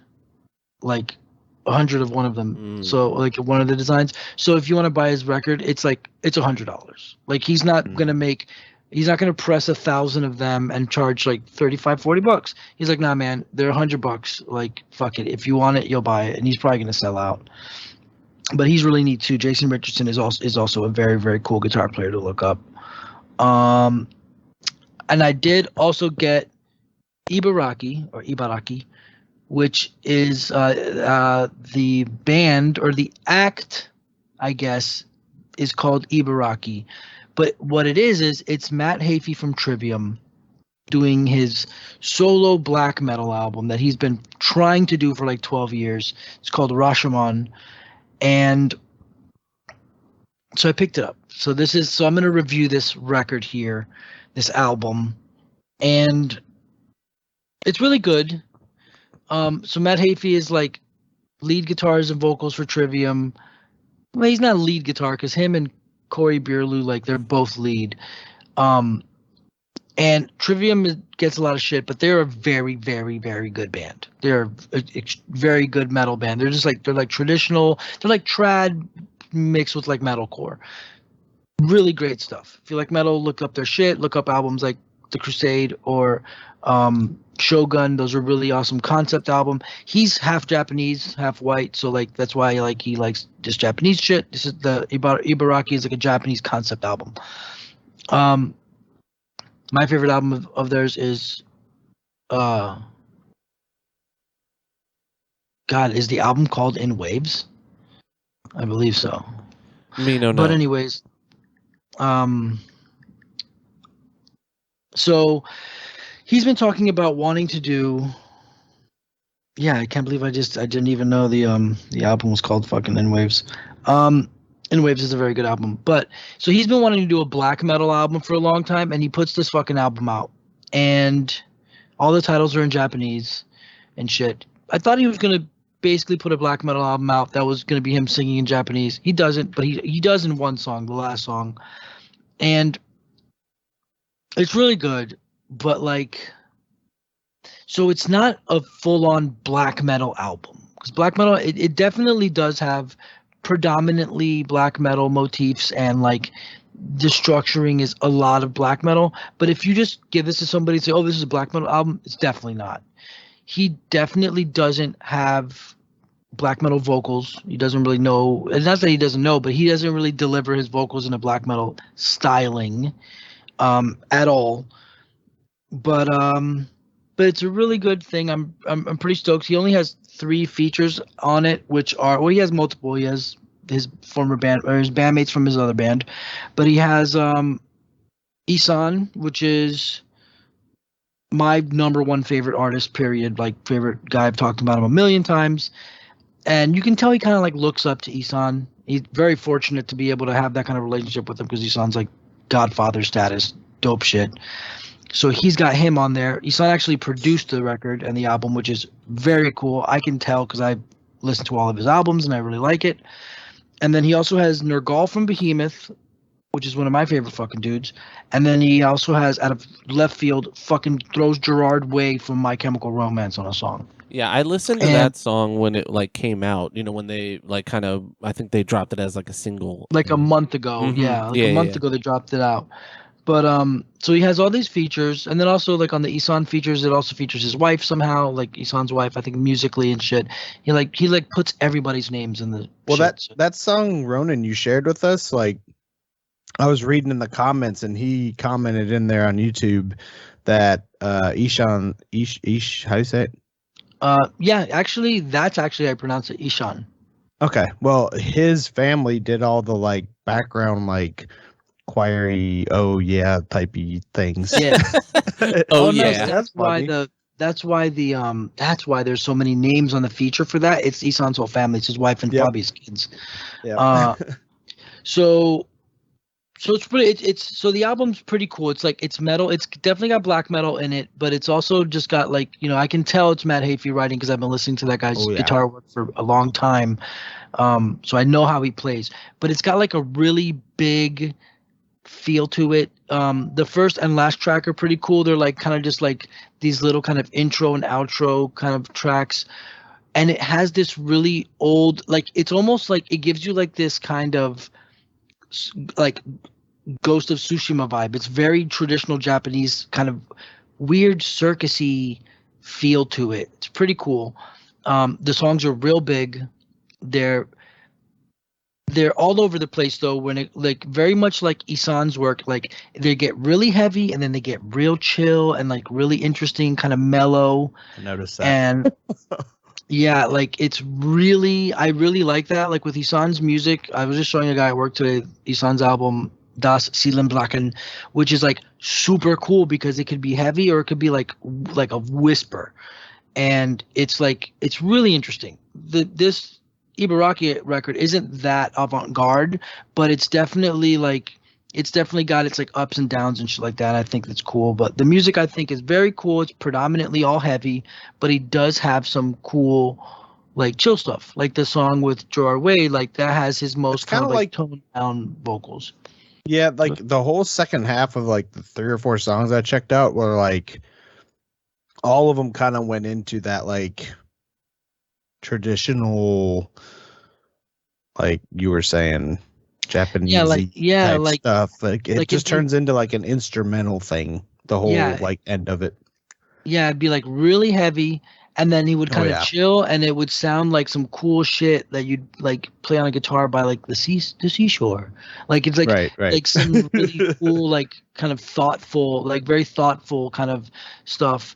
And so I just had some thoughts on the features. So there's one song he gets Nergal, Adam Darsky from Behemoth, which is one of my favorite bands. Kind of, they're slowly diminishing in my shit. They're getting there's a little too smell your own farts with their shit. Like they hit such a peak of such fucking awesomeness when they did The Satanist, and they just kind of dwindling. But I don't know. So he has Nergal on a song called Akumu. And the fucking song starts, and I'm like, man, here we go. All this shit's been out for a while, and I did not listen to it until today. And this fucking guy writes the most Behemoth worship ass. He basically writes Nergal a Behemoth song. And it starts, and I'm just like, no. Like, come on, dog. That's like if you were like Kendrick Lamar. Oh no, I can't. He's from the West Coast. That's like if you're like a New York rapper and you're gonna feature Snoop Dogg on a song, so you just make a Snoop Dogg beat. Like, no, man. Like, have him. Like, he just writes the most Behemoth ass. It's a cool riff and it's a cool sounding song, but it just sounds like shitty Behemoth. It sounds like somebody ripping off Behemoth. And I'm not saying the song's bad. The song is very cool, but me coming from somebody who's listened to all of these artists, many of them, and like really looking forward to this collaboration, I'm like, damn, it's kind of cheap. Now, Adam Darsky does this thing where I get kind of annoyed, and I'm not saying he phones it in, but sometimes when an artist is being featured and when an artist is big enough and they're being featured on someone else's shit, you can kind of tell that they kind of like, they're obviously not going to put as much into it as if when they're working on their own shit.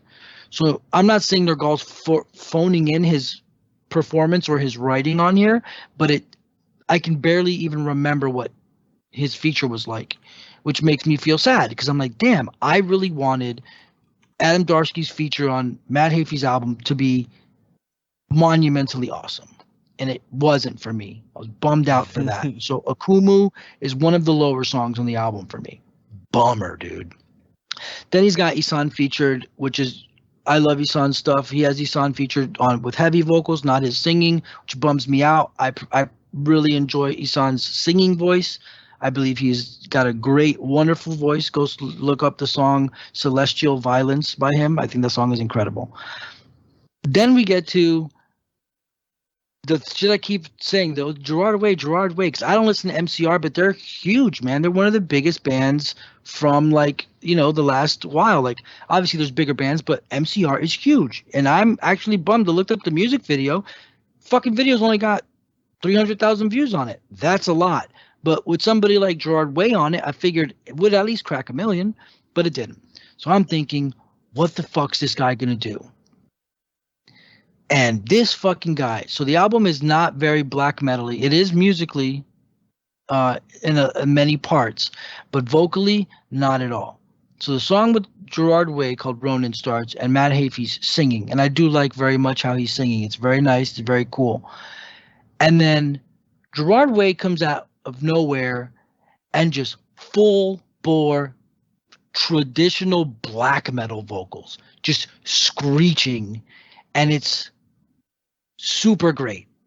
That's how the vocals should, and well, I can't say what they should have been. This is this guy's record, but that's like what black metal is supposed to sound like. When you like, if somebody says this is a black metal album, when you hear Gerard Way fucking screaming his fucking head off, that's what black metal sounds like. Not to say that I don't like it, that I'm saying this is a fake black metal album.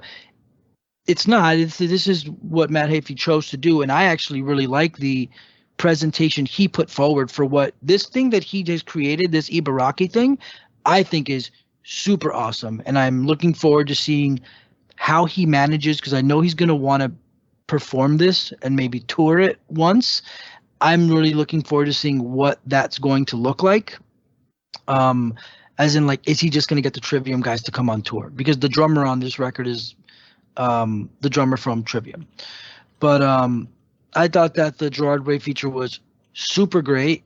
One of the high points of the record. Unfortunately, it was a big single. It was a single they dropped, and I have heard that song like 6 times now, so it's already kind of wearing thin on me. But I think it's really neat. The music video you can skip. It's a really, really stupid video. It's like an art student shot it for college. It looks like it cost $3. It's just really dumb. It's just dumb. It's just like following this kid. It's just dumb. It's just the video is you're following a kid while he's walking around and he's staring at a screen, and the screen is like static, like, oh, our phones if are. you were like on mushrooms or something, it probably would have been better. Yeah, and I'm sure it means something, but to me the video was kind of lame, and I could do without it. But I just think it's a pretty awesome record. I'm not going into the other songs, but there are some really cool songs on there. And there's some stuff there's a thing that Matt Heafy does with his vocals that kind of bothers me, because like there were 2 records that were produced by David Draymond from Disturbed that I really didn't like. They're they're 2 bad records on Trivium's career. And David Draymond did something by vocally training Matt Heafy, and he fucking got him to start doing this thing that I really don't like. And I mean, not to say this guy can't sing, but he's not really like a singer. Like, so he does this weird thing where like when like he talks, you can tell he's like, he does this thing with his voice where it's like you hear him putting the voice on. And I'm not trying to make fun or say it's bad, but it's, for me, it's awkward because it's you hear the guy talk normally and you hear him when he sings, and you see the part in his the time in his career when he went from how he used to sing, like go listen to Dying in Your Arms, and then go listen to like how he sings now, like on this Ibaraki record, on the last record in the Court of the Dragon. And it's not that it's bad, but it's like it's this weird kind of awkward thing that kind of, if anyone listens to them, they'll know what I mean about this weird thing that Heafy does. But I will say he does do some cool stuff. He is getting better at singing, and he does do some like pretty interesting. He does some interesting stuff on the song called Komorebi, which features Corey Bierlu guitar solo from his band. He does some cool singing stuff in there that I think was pretty cool. So in the end, I think that Rashomon by Ibaraki is a very cool album, and I'm happy I picked that up. So it's pretty dope. Out of 10, I give it an A for effort, and I'll give it like a 7.5. A for effort. 7.5. I give it like a 7.5, 8. Like it and probably more, because the more I've been listening to it, it's growing on me. So I think it's pretty cool, and it's other little things. That's a note for the movie. I did want to say this thing about. No, I'm not gonna say that. Anyways, so we did get a question right in. I guess is the last thing. Somebody did write in asking if I had any work stories, and I haven't. But I do have. But I do. This isn't like a funny one. It's a weird one, and I want your opinions on it. But like, and if anyone's listening, especially any women or mothers, I mean, you guys, your opinion's fine. But like, so something mad weird happened the other day at work, and I kind of like got into it with I didn't get into it with this guy, but like, I kind of like told this customer, hey man, what's your fucking deal? And like it was a little bit awkward, and then I told somebody about it, and they told me I was in the wrong. So this is a little bit weird, a little bit weird. So I'm at work. You guys know, part of my job, I'm a barista, and I'm at work. And what's one thing I try to avoid like the plague? It's fucking children. You know what I mean? It's kids, unless they're my nephews or nieces, or they're my friends' kids, and we're all having fun hanging out. I don't talk to kids I don't know. I don't interact with children that I'm not related to in some way. I'm taking care of customers, and these two tiny children come up to me, bro. They're like 4 and 5 years old. These two little girls, blonde hair, blue eyed, fucking German girls, Russian girls, come up to me, and they have a $20 bill in their hand, and one of them does, and they're fucking tiny, bro. They're little kids. It's very strange because they were able to function. Like usually kids are really stupid, and they're like, do you make hot chocolate? And I'm like, yeah. They're like, 2 hot chocolates please. And I'm like, no. Where are your parents? And then they point somewhere, and I'm like, man, hold on. And I just like ignore them, and I'm taking care of customers, and these 2 little girls are standing there politely, and I'm like, fuck. So as I'm taking care of customers, I call somebody over, and I'm like, I call a girl from the bakery over, and I'm like, yo, go with these 2 kids to find their fucking parents, because I'm not gonna make 140-degree hot chocolate and hand it to a child who could hurt themselves. Also, don't know if they have a chocolate allergy. Don't know if they have a food allergy. Like, I'm not serving a 4-year-old. I'm not taking money from a kid. Is this weird so far? No, right? No. I mean, my dad used to send me to buy cigarettes at the convenience store. Yeah, I was going to say, I mean, I would have just made the hot chocolate. Yeah. I'd see kids, but. All right. So here's the deal. So I'm just like, nah, man, I'm in this corporate setting. I'm not about to take money from like these little kids. It's just like, nah, man. And also policy wise, I can't take money from a child and give a child like whatever. So I'm like, just somebody go find the fucking parent. So they come back 2 minutes later, and the girl's like, yeah, the dad's over there. He said it's fine. Like, whatever. And I'm like, where is he? She's like, he does not give a fuck. He is not getting up. He's just sitting somewhere. He's just some fucking asshole who's just like, just like sending his tiny children to walk around the store. He hates his kids. He doesn't want to talk to them. And yeah, like, so, and I'm telling you, man, I'm trying to stress how little these kids are. They're very, very small. They're like under first grade. These are very small 4 and 5-year-old little kids. And I'm like, all right, man, fuck it. So I'm like, all right, hot chocolate. So I make them. They're little hot chocolates and shit. I barely heat them up. They're like, I can see them like they're super polite to each other. Like, whoa, they think there's me stirring the shit. It's like, oh my god, wow, that one's mine. And it's funny. In my head, I'm like, oh, that's funny, that's cute. They're fucking kids, whatever. So I make them the little fucking hot chocolate. This is where it gets weird. And I'm like, it's over a counter, like and I hand it to them, and I'm like, all right, over here, you gotta pay for it. So the little girl hands me a $20 bill. I'm like, cool, take the $20 bill. Behind them is an older man, probably like in his 60s or 70s. Not super old, but not like middle-aged. He's old, probably like late 60s, early 70s. And I see him like just admiring like the youth. It's cute. They're kids. It's funny. They're like being grown-ups. They're like buying something. Yeah. And this fucking creepy old man goes, so mature. How old are you? And I say, hey, man, hey, don't talk to them, dude. Leave them alone. Right? Just like that. Oh, so mature. How old are you? Hey, man. Hey, don't talk to them, dude. Leave them alone. Don't talk to other people's kids. That's a fair one, though. You're protecting this guy's kids who he doesn't care about at all. Right? So I'm like, hey, man, hey, don't talk to them, dude. So but you're also making assumptions about this whole man. No, but still, because you know what? Wait, we're gonna get to it in a second. So, because I'm telling you, I'm promising you this. The weirdest phrase comes out of this old man's mouth. So, I'm realizing these little kids have 2 hot chocolates in their hands, and I'm about to give this little girl like fucking 5 bills and a bunch of change. So I'm like, here, let me get you a cup. So I get a cup, and I'm putting the change in a cup. Right. And I'm getting a lid for the cup. And he's like, oh, that's smart. And he goes, see, he's a nice man. And what the fuck does he say? I just blanked out of my mind. He goes, "He's a nice man. He'll take care of you." Oh no. And I looked at him and I said, "No, I won't. Hey, man, stop talking to them, dude." I give the kid the cup and I'm like, "Hey, man, don't talk to other people's kids." No, like, "Hey, man," like I didn't say this to him, but like when he's like, "What a nice man. He'll take care of you." Hey, No, the fuck I won't. no, no, I won't. Do not condition these children to just assume that a random, 30s to middle-aged man is going to take care of them. Just also, you don't condition these children to think that it's okay to, because I had started saying like, "Hey man, don't talk to them," when he was like, "How old are you?" And the older one, like the 5-year-old, started kind of talking, but I don't know. I think she started to say something like, "I'm not supposed to." I think she was about to say like, "Not supposed to talk to strangers," or something. But I was like, "Hey man, hey, don't talk to them, dude." And then he was just like smiling, and I get it. I get the beauty of youth, and I understand that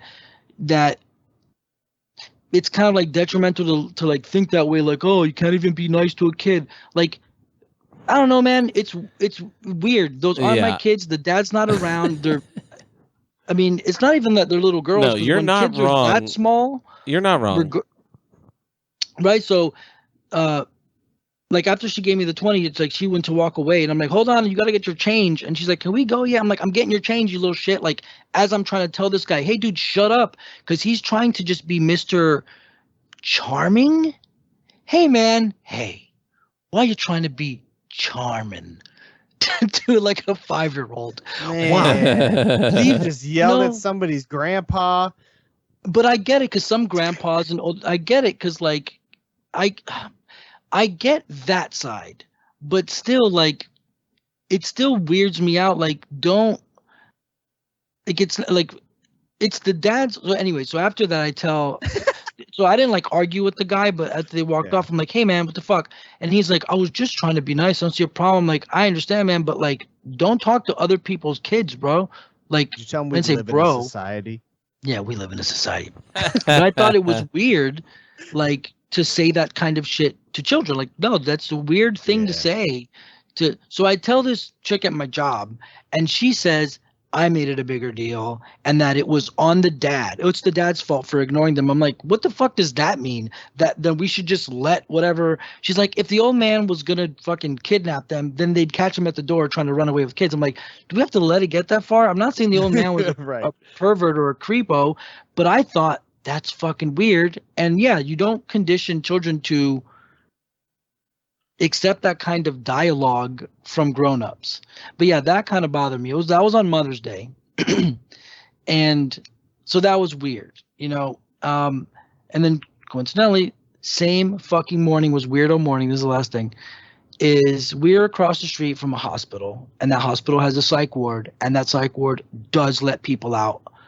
And sometimes they stumble across the street into the giant grocery store, and we get some people that are just straight up out of a psych ward wearing their bracelets still. And it's like out of Arkham, dude. Sometimes it really is. They're talking to croissants and shit for like 20 minutes. And, you got to leave them alone. They're not doing anything wrong. So this lady comes up, and she wants like all this shit. You ever notice every now and then when like you go to a certain part of town and like one of these like Namaste Becky's stumbles across a homeless person and wants to buy them breakfast? Yeah. I do it. Like, remember when I told you about the lady who was like, "I just came from Africa eating the freshest berries." Like, when these people come across like somebody who's outside and they're like, "I'll buy you breakfast." And then they bring the person in and the person's like, "Shit, let me get one of everything." So like basically that kind of happened. Like this lady came up and I was like, all right, she seems kind of off, but okay. She wants like 2 drinks and like 4 croissants and a muffin. All right, let's go. Then I see the person come up and like pay for it. I'm like, oh, okay, I get it. And I see her bracelets. I'm like, all right, she just got out of the hospital. She was outside. This guy came up. He wants to do his good deed for the day. He's buying her a bunch of breakfast. Cool. No biggie. She was kind of weird. It's fine. Happens. Leaves. Comes back 30 minutes later. Got a line of people. She just walks straight to the front of the line. "I would like 4 cups of ice, please." And I'm like, I'm thinking in my head, man, fuck nah, man. Okay, you gotta wait. I'm like, I can't give you 4 cups of ice, but you gotta wait. There's a line. Okay, I will wait. And she stands right there in the front, like right next to whoever's in front of the line. And I'm like, fuck, all right, but I'm trying to teach her a lesson. You gotta wait.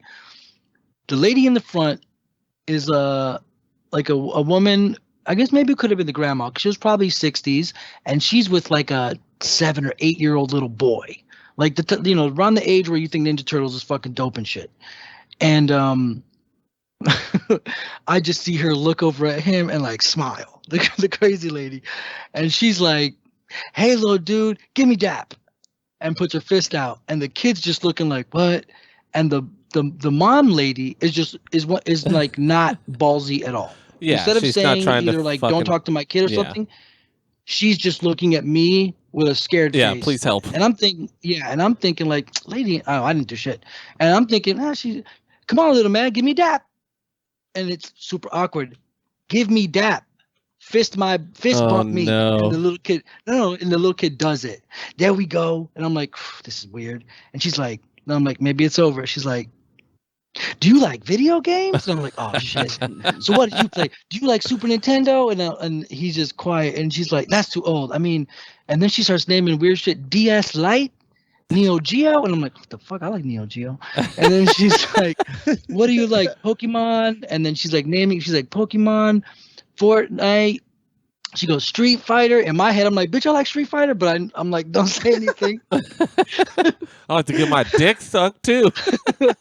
So he speaks up. What does he say he likes? Motherfucking Roblox. God damn it. So he's like, Roblox. And she's like, oh, I know Roblox.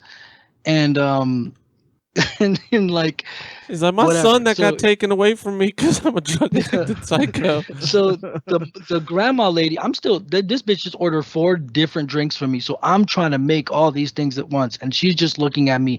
I'm disappointed in the mom or the grandma lady because she has not turned to even look at the lady. She cannot stop looking forward. She's terrified.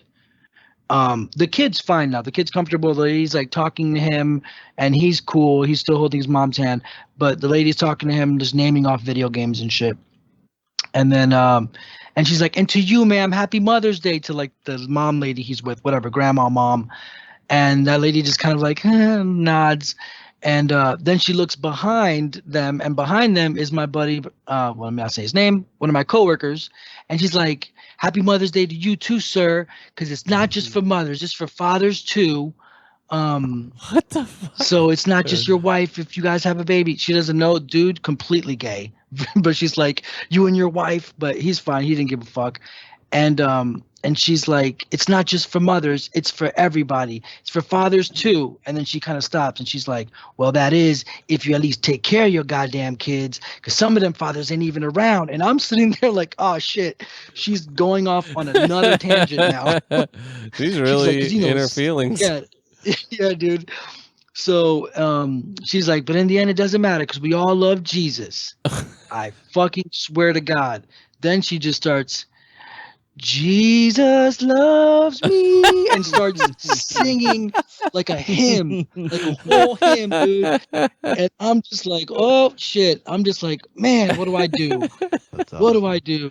So I just stop doing what I'm doing and I make this bitch 2 cups of ice, and I'm like, I can give you 2 cups of ice. And she goes, thank you. And she just runs off with the cups of ice, dog. But it was pretty nuts, man. It always ends in religious stuff, right? It's always like, yeah, man. He's out here doing God's work, baby. Jesus loves me. And that was right after. That was like 15, 20 minutes after the creepy old man telling these children that I'll take care of them. No, so I fuck I won't, bitch. I ain't take care of shit. Yeah, and it was early too. It was probably like around 9:30 like, dog, I'm in the morning. making coffee, bro. I ain't trying to take care of kids. They don't drink coffee. Also, I'm just trying to make sure they don't lose their change, so their big angry dad doesn't come back thinking I stole his change. You know what I mean? Like they tried to run off. I could have been like, "Ooh, I get a $17 tip," but yeah. Thanks for the free money, you idiots. Yeah, pretty much. Poor little kids. Hope your dad puts you up for adoption, you stupid bitch. But yeah, other than that, I bought a mouse today because I thought that I needed a mouse for my thing because my mouse wasn't working, and the mouse was on sale. It's good to have. I'm gonna keep it anyways. Yeah, the mouse was on sale for $9.99 instead of $18.99. I'm at Target. Go to the front, ring it up at the self checkout. Comes up $18.99. I tell the girl, "Hey, this is on sale in the back. Actually, they probably just forgot to remove the tags, and it's not on sale anymore because it's Monday and sales roll over after Sunday." She's like, "No, no, no. What did it say? Not okay. Don't worry about it." And she just changes it to $9.99. This You're is like, the third time. It said they $1.50.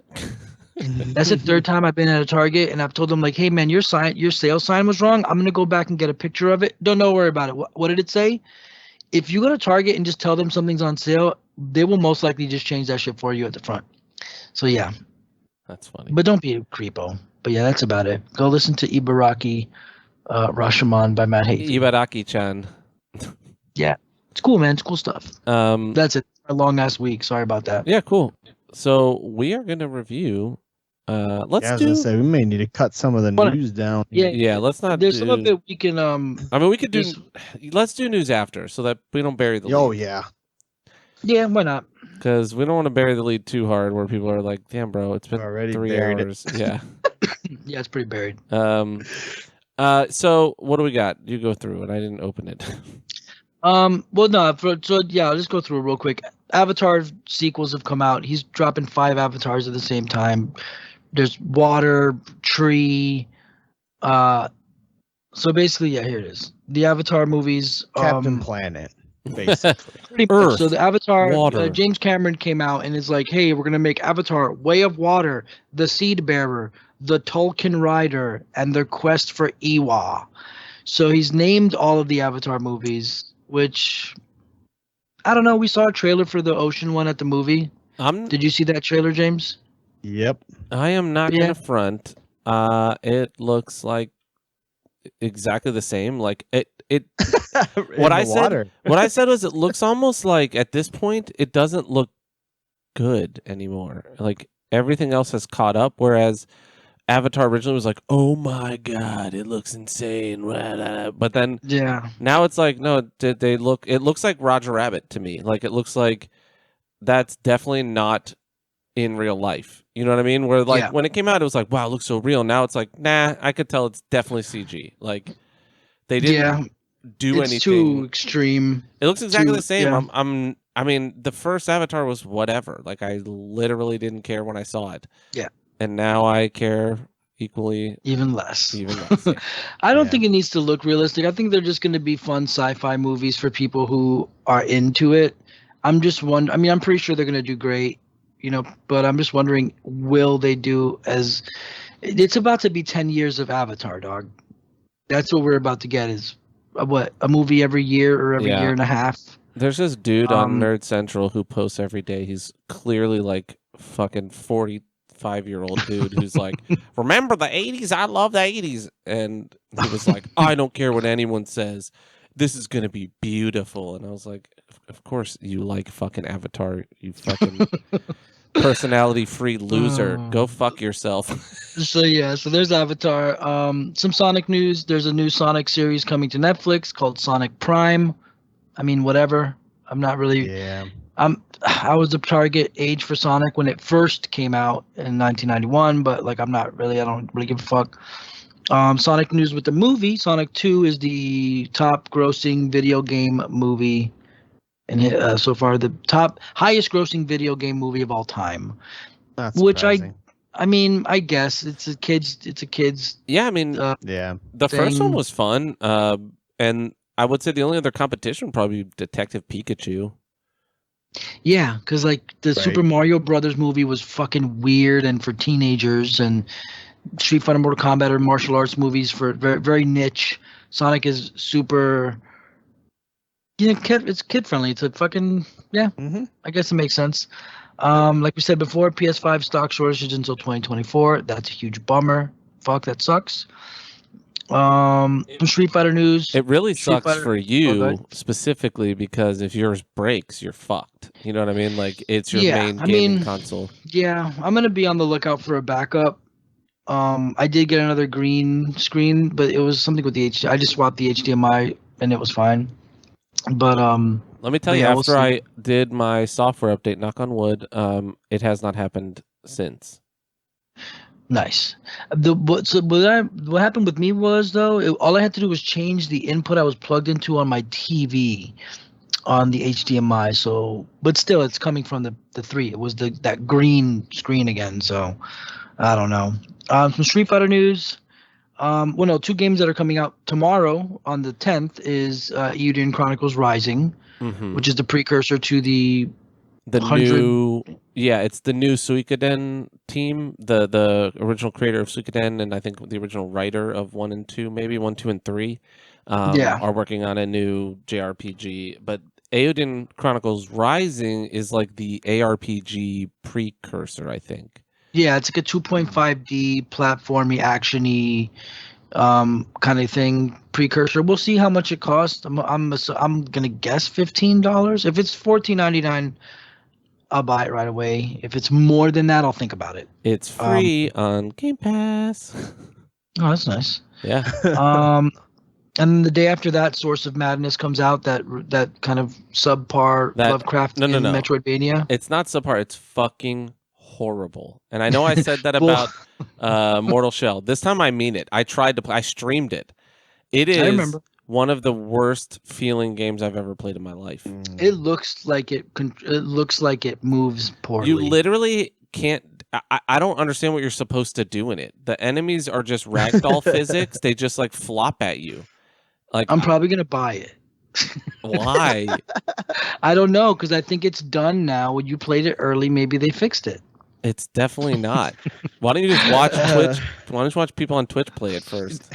Maybe Jesse's gonna buy it whether it's good or not. He buys things. I buy everything, dude. Yeah. No, I'll probably take a look and see if the final versions. I'll probably watch a review or so. Some Street Fighter news. Street Fighter 5 What's characters. up, everybody? It's Garrick. I love Source of Madness. Street Fighter 5 characters are being added to Brawlhalla. I mean, we already had Ryu, Chun-Li, and Bison. No, Ryu, Chun-Li, and Akuma. But now they are adding, I think, Bison, Akuma. Sakura. Akuma's already in there. It's just not Atuma. Oh, not Atuma. Nice.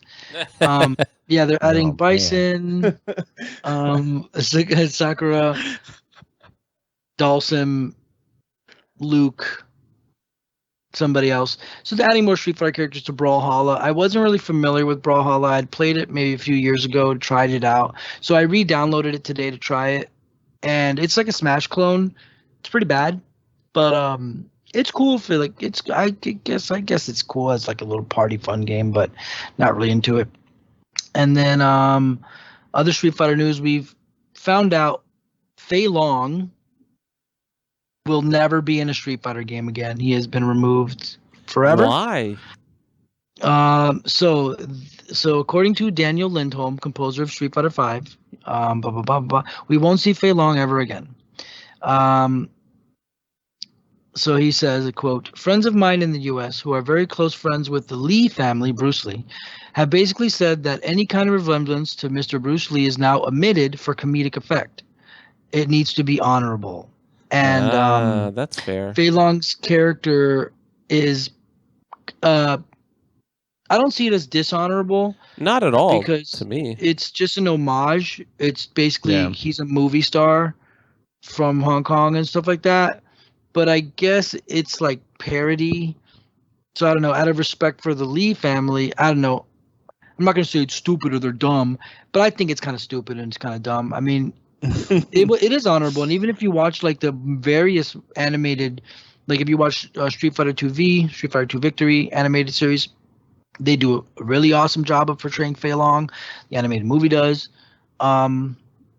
It's a bummer because he was a really cool character with a really great moveset. I think what they might do is either they'll just never have him again, or they'll just give his moveset to a new character in Street Fighter 6. Yeah. Which for Free Comic Book Day, which was Saturday, this year's Street Fighter book was a Blanca book. And there's people are wondering if they're showing a character that may be a character in Street Fighter 6. Her name is Pietra, and it's like this kind of lumberjacky lady, but we don't know. And I think that's it for the news. Yay. Cool. All right. Oh, yeah. Fucking mouth haptics. Oh, God. Hold on, so really quick before we looked up mouth haptics that just got announced, which No, are you basically. looked up mouth. I heard it on. I heard it on video game games daily. So in order to create more immersion in VR gaming, they're adapting these haptic triggers to make it feel more real, and they made like this basically a spider demo.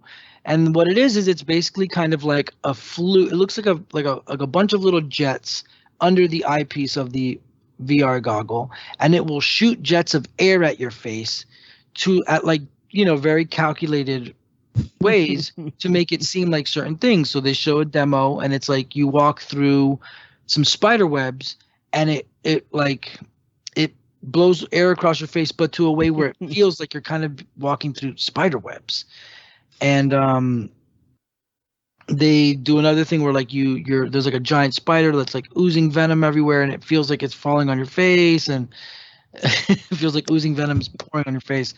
There's a part where you're on a motorcycle, and like there's one where they're like, oh, simulate smoking a cigarette, and like it supposedly feels like you're smoking a cigarette, or riding a motorcycle, or sipping coffee. So just look up mouth haptics VR, and you'll see it's a very short video. It is so interesting. Dumb. It is interesting technology, but it's just so bizarre. Dude, VR is it?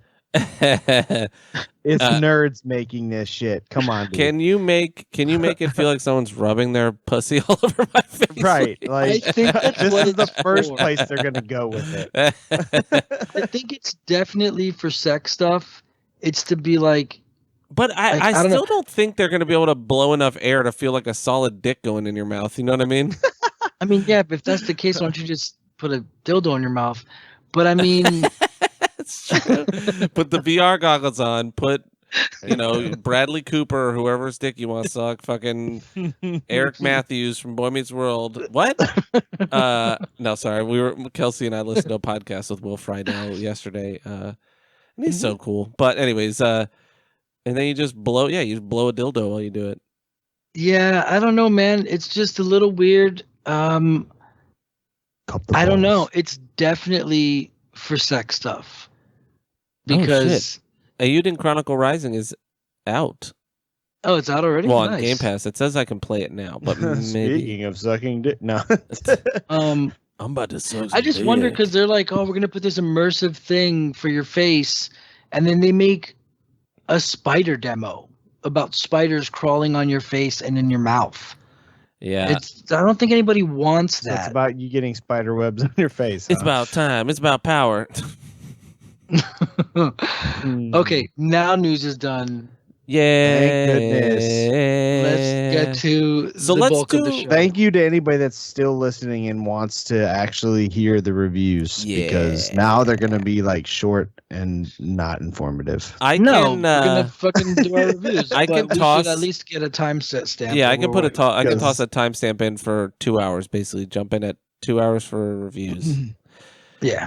So let's do Moon Knight. Let's get it out of the way. That one will be quick because I already know what you guys are going to say. Also, full spoilers. Just warning: if you don't want spoilers on Moon Knight, we're reviewing the final episode. So go ahead and let's go ahead and rate the season. Let's just do it. Out of 10, I'm just gonna give it. 6. Okay, James. 6. I give it a 4. Oh wow! I think it is. It does not have enough good stuff in it to recover from the pointless ass 4 episodes we got, and the main character wasn't even the coolest character by the end. Like his wife was way more badass than him. She was fucking awesome. I just don't care. And they did the thing I said. They added a third personality and fired on that guy for being some Bronx 1920s, Spanish gangster man or whatever. I'm gonna go 7, either a 6.5 or 7. I liked it more than James for sure. I'm gonna say a 7. There was parts I enjoyed. I do think it was inconsequential. And it would have been even worse. Did you hear about that? They plan to have fucking Eternals come in as cameos of like the No. worst possible shit. Like, oh, did I care? Well, I care less It now. would have made sense though, honestly. Yeah. I think I think my problem is I wanted to like it more, so that's why I'm more gracious with it, you know? And it should It's really the make me, brainwashing they've done. yeah. They have Yeah. people brainwashed to automatically give Marvel movies a better rating than they should. Well, we'll get into Doctor Strange too, Yes, because we will. your boy left it. Spoilers. I already knew that. Well, really quick about Doctor Strange. I mean, about Moon Knight is. I'm even only giving it even a 6 because of how well it was made. Yes. Because it was made very well, but it was completely inconsequential. It was just dumb. They literally could have told that whole thing in like that could have been like 3 episodes, but I guess Yes, it's a series. easily. I wish it would have been 3 episodes of this adventure shit. Like, first episode starts it. Second episode in the middle of the season is like, all right, we got to go find Amit's or whatever, Aminet, whatever her stupid name was. Yeah. We got to was make sure he Amit. doesn't get that. And then last episode is the fight, right? Great. In between, we should have got way more of the, like, you're in a mental hospital shit and, like, really flesh that out because I didn't understand it. I didn't get what was real and what wasn't. Like when he was in the mental hospital, I'm like, oh, this is all in his head, I guess. But then, Right. then he like just decides, nah, I'm going back to the other world. So like, which part is real? Is none of it real? Like, is he in a mental hospital? But then the doctor had the blood on his shoes, and there was the caskets. I'm like, I don't understand what I'm seeing.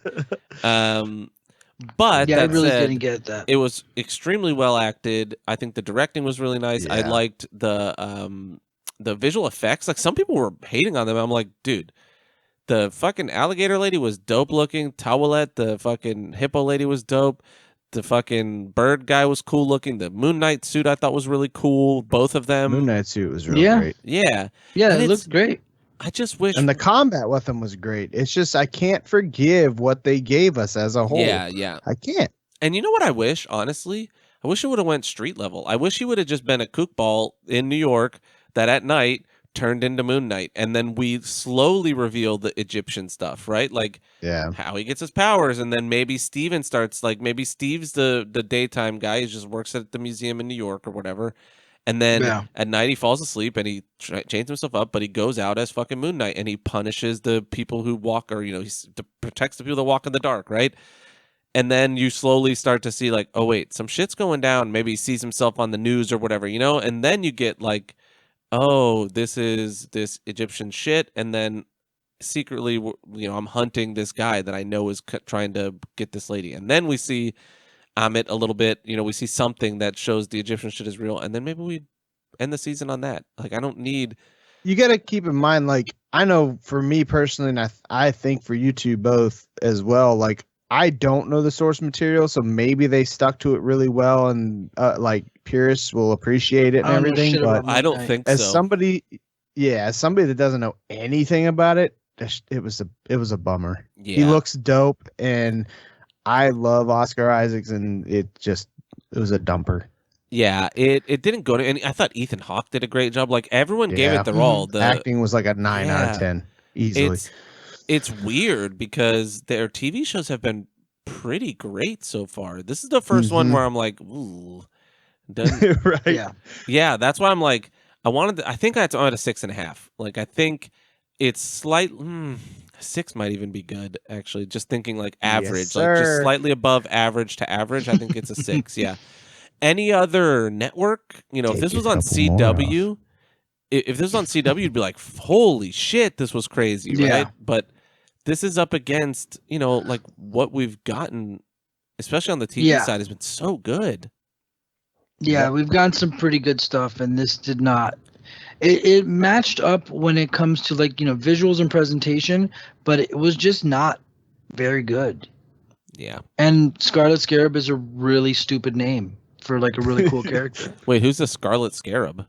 That's her name. What?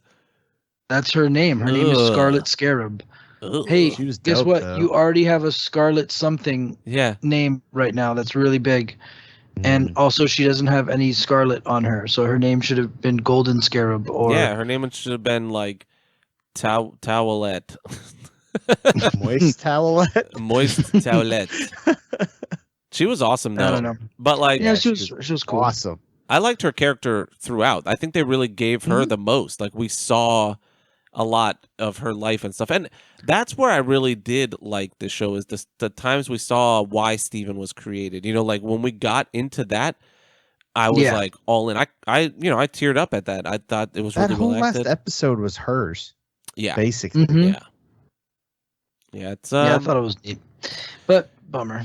Yeah, I don't know what's next on the TV side. I think I am getting fatigued with Marvel. I'm like, they don't need to be. It was great. Like when I didn't get it, when it was like once a year we'd get a Marvel movie, I was like, this is amazing. I wish we got it every month. But then you get it and you're like, no, it's actually better when it's like every year. I look forward to the next movie. It's like looking forward to Elden Ring for so long. You know, like holy shit, it's coming. It's like, nah, next month is From's next game, Dark Souls Light, Dark Souls XL, whatever, Gwyn and the Winter Gwyn Man, Gwyn and the Moon Guy, it's like, oh, God. But, yeah, I don't know. I mean, I would be interested to see where they go with him. I'd like to see him in other stuff. I don't know that they need to wrap a whole series about Egyptian gods that we're literally never going to see. Like, if all of those existed, where were they during Thanos? I don't understand it. And if there's cosmic, so that's where shit gets dicey, right? There's cosmic beings that live outside of fucking, Earth and are gods, but then there's gods on Earth that are in Egypt. Like, what? And that's where comic books can just ignore it all. We don't even know that this is like in the same universe technically. So yeah, we'll talk about universes. Did we see anything that connected it in any way? No, right? Like they did not not that I remember. They did not mention Spider-Man. Yeah, they didn't do, they didn't mention the Avengers or anything. No, I don't think so. That's true. Yeah, you would have. Oh wait, did anybody? No, that I was gonna say somebody brought up Snapped, but that was in Doctor Strange. Yeah, they didn't even bring up the Snap. That's super strange. Yeah, because this is for sure gonna link to Blade, right? Maybe, I don't know. They were gonna have like a hint to it. Hopefully, it doesn't link to anything and it burns. I will never say, comes back. I am very excited for Blade when they do that. I think Mahershala Ali is going to be amazing, and Blade's a cool fucking character. And hopefully, Sam Raimi does not direct it. How dare you? He would be so good for Blade. His horror roots. Absolutely. I don't think so. Nah, because he's campy. I think Blade needs to be edgelord. I guess maybe we get Guillermo del Toro back. He did a great job. That'd be godlike if we can get him back. I mean, he don't do much anymore. I wouldn't be mad about that at all. I think he's too big, though. Well, let's get into Doctor Strange, the Multiverse of Madness. Moon Knight was okay. If you're bored, watch it, whatever. Let's go ahead and rate ahead, and then we can talk. And we'll do, let's start baseline feelings and a rating. We'll each kind of go around, and we can talk. And then when we want to get deep into spoilers, we'll set the, spoiler warning. Okay. I mean, we're going to have to set it pretty quick. Yeah. All right. So let's just say our general feelings and rate it, and then we'll go deep into spoilers. So after the last rating, don't listen anymore if you haven't seen it. I'll go last. I'll just say out of 10, 7.5. Yep. Okay. James? Oh, no, like base level thoughts or? I guess his 7.5 tells you. Okay. Oh, base level thoughts. Okay. That's what you meant. I thought it was a lot of fun. It was a fun Marvel movie. It's what I thought we were gonna get. Very Sam Raimi. I'm trying to rush now. I thought it was a fun movie. It was very Sam Raimi. You said afterwards, it's cool. We have a Halloween. Marvel movie. That's what it is. So we definitely have a Halloween Marvel movie now. It's not like Halloween themed, but it totally fits like fun, spooky superhero action that is a little spooky at times, but still okay for the kids. So I think that's what I think is really fun about it. It's surprisingly definitely gory, actually, in spots for a PG-13. Like, they don't a show little bit. entrails and things like that, but I mean, there's death, there's blood. It's interesting. Yeah, there's definitely death. Yeah. So I think it was pretty cool. I'm just gonna say fun. It wasn't like the major end all be all, like, oh no, like I kind of like that it was. I mean, I guess it was the end of the world. It's always the end of the fucking world, but it wasn't completely like Thanos level. I'll say this. I agree with you. I like that it didn't reverberate. It's not like this is changing the MCU. Like No Way Home was kind of going to be like that, and then it wasn't. You know, like I like that they're doing. That's what I thought this was going to be. Yeah, they're doing like kind of self-contained things. Like obviously, No Way Home changed a little bit of the atmosphere in that no one knows Peter Parker is Spider-Man or who Peter Parker really is. But it's not like. Yeah, I disagree with that. What? That you think? Okay, go ahead. I'm done. Well, go ahead. Yeah, go ahead. I don't think it should have been self-contained because it's called the Multiverse of Madness. Yeah. And I think it was kind of a letdown that they didn't really give a shit as far as progression in the MCU. Not really. No, they gave us basically as much as No Way Home did, and that was a Spider-Man movie. This was literally Doctor Strange, who should be a lot more versed in this, and maybe even like should be the like source that we get like the expansion of all this like a lot more than we did. Because in the end, it still was just Doctor Strange and Scarlet Witch and her trying to get her kids, like we saw in the end of the show. Yeah, and didn't go anywhere. Well, give your rating. So I am at a generous 6 because of a certain thing that happened towards the middle of the movie that really got me super hyped. Okay. General thoughts. I thought the horror elements were done very, very well. Obviously, Sam Raimi's good at that. Unfortunately, he couldn't help but also do the other thing he does, which is put in his campy, very cheesy in this movie elements, and very Ash from Evil Dead, even like so like obnoxiously like Ash from Evil Dead one-liners in the wrong spots to where it like pulls you out of these like really cool moments. And I thought the beginning was very weak. I think the overall plot was it was just kind of there. Like, who cares? You know, like, okay. I don't know. It wasn't even a Doctor Strange thing, really. It was more about Scarlet Witch, and which she's a great character and cool, and she acted her ass off and was incredible. But it just like I'm talking overall movie, I'm probably at about a 6. Okay. Fair. I see that's fair. I'm gonna say an 8 out of 10. I really, really enjoyed it. Like, I really, really enjoyed it, but it doesn't reach the highs that we've seen in some of the other solo films, and obviously in like the team up films. You know, there's no beating like Avengers 1. There's no beating, you know, Civil War, right? Winter Soldier, things like that. Those are just those highs. I don't think we're ever going to get again. Like, those are lightning in a bottle. But I loved this movie start to finish. I really enjoyed every. So the only one-liner I didn't like was a Rachel McAdams one-liner, but that's the only one that really stuck out as like out of place for me. The rest didn't.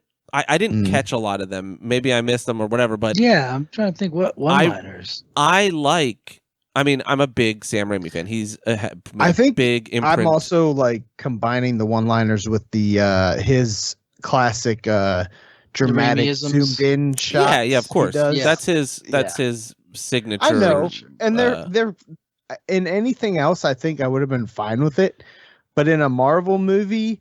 And like the stakes of being a Doctor Strange in the multiverse and Scarlet Witch potentially being able to destroy everything in the world in multiple universes. That's a spoiler. Just having that campy stuff kind of felt like it's a heavy spoiler. Yeah. No. Yeah. That's a heavy spoiler. You wouldn't. I mean, All right, look, we're going into I mean, spoilers. we're going to. I guess you heard my last. They kind of tell you after 5 minutes of the movie starts. You find out right away. I didn't. I got spoiled by some fucking review that said it was spoiler free, and it said we all know she's going to be the villain. I was like, I didn't know that. I assumed it was a team up movie. Yeah, and I thought if she was, it was going to be a separate personality. Like it was going to be a different person. Which technically we get like a hint that it is. Yeah. I thought she was going to be the villain, and then a bigger villain was going to show up, and they, like you said, team up.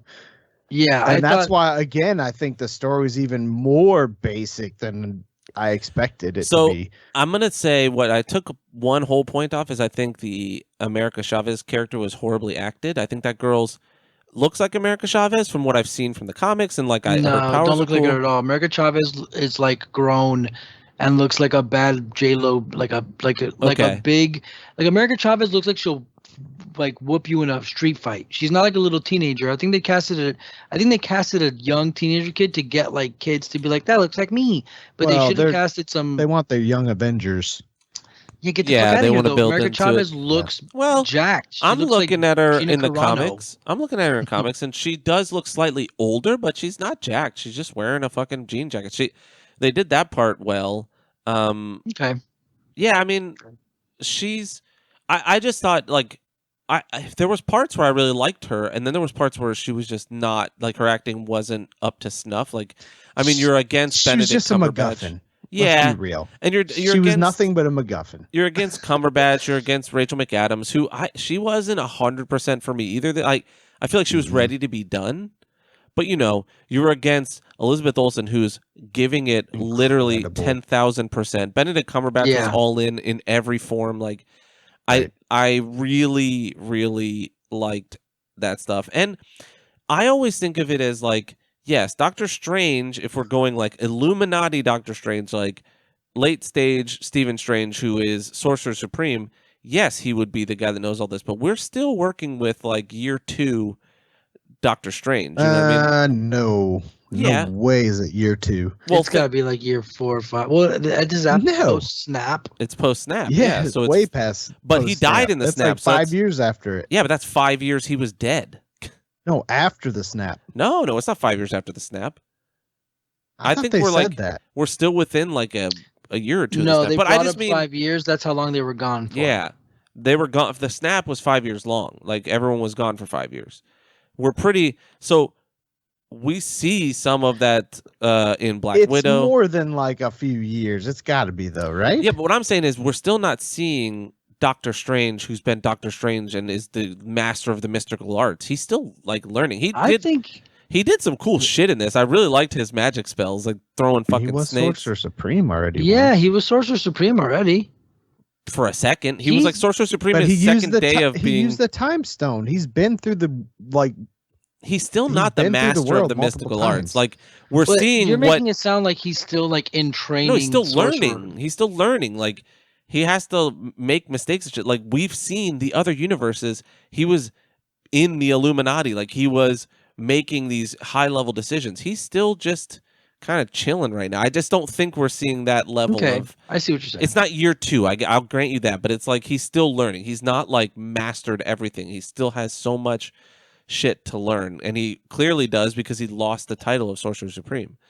Well, the technicality. Yeah, but Wong was great in this. I don't know. I really enjoyed it. I thought a lot of the horror elements worked so well for me. All right, can we break it down to 3 sections? Okay, sure. So we got the first section that is squid opener and kind of laying out the Scarlet Witch stuff, right? Mm-hmm. And then after that, you got the middle section, which is basically the Illuminati section, and then we have like the end, which is like the haunted house horror and the Temple of Doom. Mm-hmm. Did anybody else notice how bad the CGI was in the first section of this movie? No. I didn't think it was bad. I thought it was just CGI. I didn't notice it anywhere else except for in the beginning of the movie. You talking the Shumagorath stuff? Wong floating around, like stuck out in the screen, like further than everything else, kind of like what's his name in Infinity War when he's in the Hulkbuster. Like he was like sticking. Oh yeah, that was really. I remember that actually when he's running. Yeah, It was bad. when Bruce is The in the CG was Hulkbuster bad. and his head is floating, like Yeah. they did a bad job with that after they stopped having practical suits. I've noticed that with the like Iron Man stuff. Anytime Tony's head was floating, you could tell he wasn't in heavy armor because his head and neck Yeah. would be floating around all like wacky. It gets worse when you watch it on 4K too. Way worse. I will say you can tell there was a reshoot in that section when Wong shows up there. Well, there's a part where Wong's hair is completely different. There's like a weird cut, and he has a different part. And I was like, "Wow, that's clearly a wig." I saw a clip where the same guy, they keep progressing with Doctor Strange doing like these spells, and this same guy keeps running from the same spot 4 different times. Like the exact same. He runs from the front of a car past Doctor Strange. He does it 4 times, but Doctor Strange keeps progressing in the spell. You know what I forgot to look for? It was Sam Raimi's car. His classic the Ash's red car. No, No, his tan car. No, the That's tan one from Evil Dead. Yeah, that's his car that he funny. had when he was making those movies. Like it's his Christine. Yeah. So I liked, the beginning. It was an interesting movie because this is about him, like, kind of coming to terms with who he is, which I liked. Yeah. Especially given that last moment with Christine, where he's like, "I love you in every reality," and I'm just a piece of shit and I can't say it. Like, I like that he got that like catharsis, even though he couldn't do anything about it and whatever. The beginning's kind of whatever. Like, it starts in media res, like with America Chavez and one Doctor Strange from a different universe and all that stuff. I really enjoyed that. All the Doctor Stranges usually make the shitty decisions. They make like the ones that are like someone's got to be the bad guy kind of decision, except for 616. I like that we see that as a recurrent theme, and that gives us that our Doctor Strange is different. Like he is different. There's something special about him versus the other ones. And I'm sure there's, in the infinite multiverse, there's probably multiple of him. But the general theme is Stephen Strange is always kind of the methodical doctor who has to make that. So you mentioned the 616 thing. I was 100% under the impression that they confirmed that the movie MCU universe was not 616. Yes, dog. After No Way Out. Okay, so that's my biggest gripe of the movie is the MCU is like Universe 199999, not 616. I thought it was like 9 something, yeah. It's a 1 and a bunch of 9s. Well, that's the MCU. In it's fairness, not 616. She says that in that planet or in that reality, they have designated it as 616. That might have just been a nod to the comics. You know what I mean? That might just be like a LOL, the comic universe. So I get what you're saying. Fine, cop out. That's fine. In that universe, it's 616 because the MCU is Universe 199999, not 616, because 616 is the comics.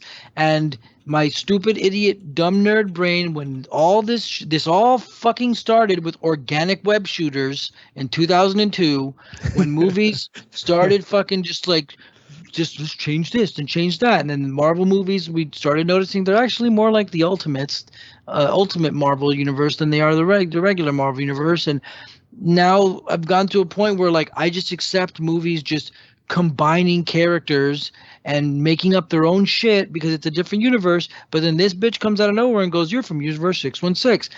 Nope. And you're wrong anyways. You guys are both wrong. It's from Far From Home. Quentin Beck tells Peter he's from Earth 616. Well, no, I'm not talking about that. Mysterio. No. I'm saying somebody like Feige came out after No Way Home or whatever, because where Aunt May is the one to tell Peter, with great power comes great responsibility. Like traditionally in the 616 universe, it's Uncle Ben that says it. So that automatically means we're not in 616 because Aunt May does it. Yeah. Maybe. I'm just saying that it wasn't in this first. Like they said it in Far From Home. But that is someone lying anyways. He's not from the multiverse. So who knows? But well, he said he was from like 853. But what I'm saying is he's not from, that was the whole lie, but that's the first time it was said. But apparently So back in 2008, when the MCU started with Iron Man, Marvel published a hardcover coffee table book called The Official Handbook of the Marvel Universe A to Z, Volume 5. This book contained the official designation for the budding MCU, which was Earth 199999959. Fans have since run with this designation, even naming a subreddit after it. This has been designation for years, but all of a sudden now we're supposed to accept that the MCU is 616. No, it ain't. It's not. that part. That's when like I looked forward, and I think a couple minutes later you were like, "I see you guys shaking your heads." I'm like, "Oh no, I think the movie's great," but I'm just really upset about that because I get it. Like, oh, who cares, man? It's movies, but like, there's a specific number designation for a universe. Like, damn it, Wolverine doesn't have his yellow suit. Like, let the movies be their wackadoo universe with all their made up funky shit, and that's fine. But like, I mean, in the end, it doesn't matter. Who cares? But I mean, I guess part of my nerd brain cares about that. Like, because nothing, they always have to make. Well, when you're weird. talking Multiverse of Madness, it's fair to have this as an argument of it kind of sucking. You know what I mean? Yeah. Like, that's a big deal if we're talking multiverse stuff. Like, that's the comics that have been running for decades. Yeah, because if anything, that universe they were in at that time would have been more 616 than Doctor Strange's, because they have Professor X in his chair, they have Mr. Fantastic, they have I don't know, like, yeah.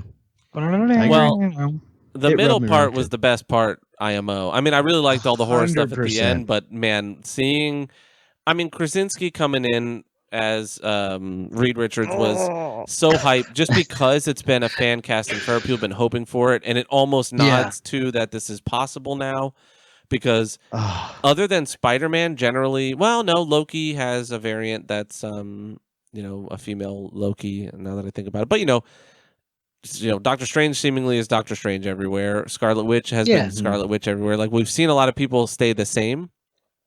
So it is viable and possible that we'll get a John Krasinski, Emily Blunt. Oh my God, I hope so. Yeah, I mean, he did look a little weird. His beard looked kind of weird.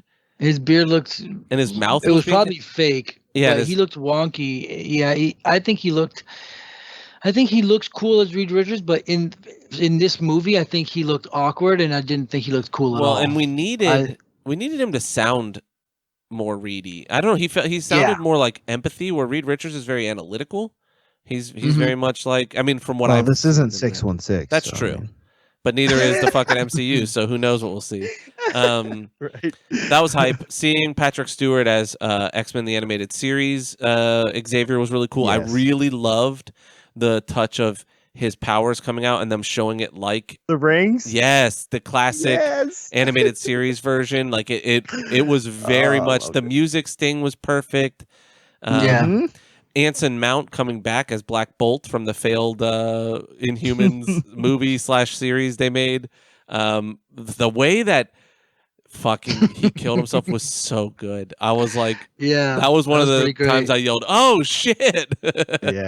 Yeah, when he blows his own brain up. I was thinking that when I saw the mouth get shut, I was like, oh man, he's gonna blow his head up. He's gonna speak into his own mouth. Even though I don't know if that's how his power works like that. Like when he kills him and he's like, I'm sorry, and it just like keeps reverberating.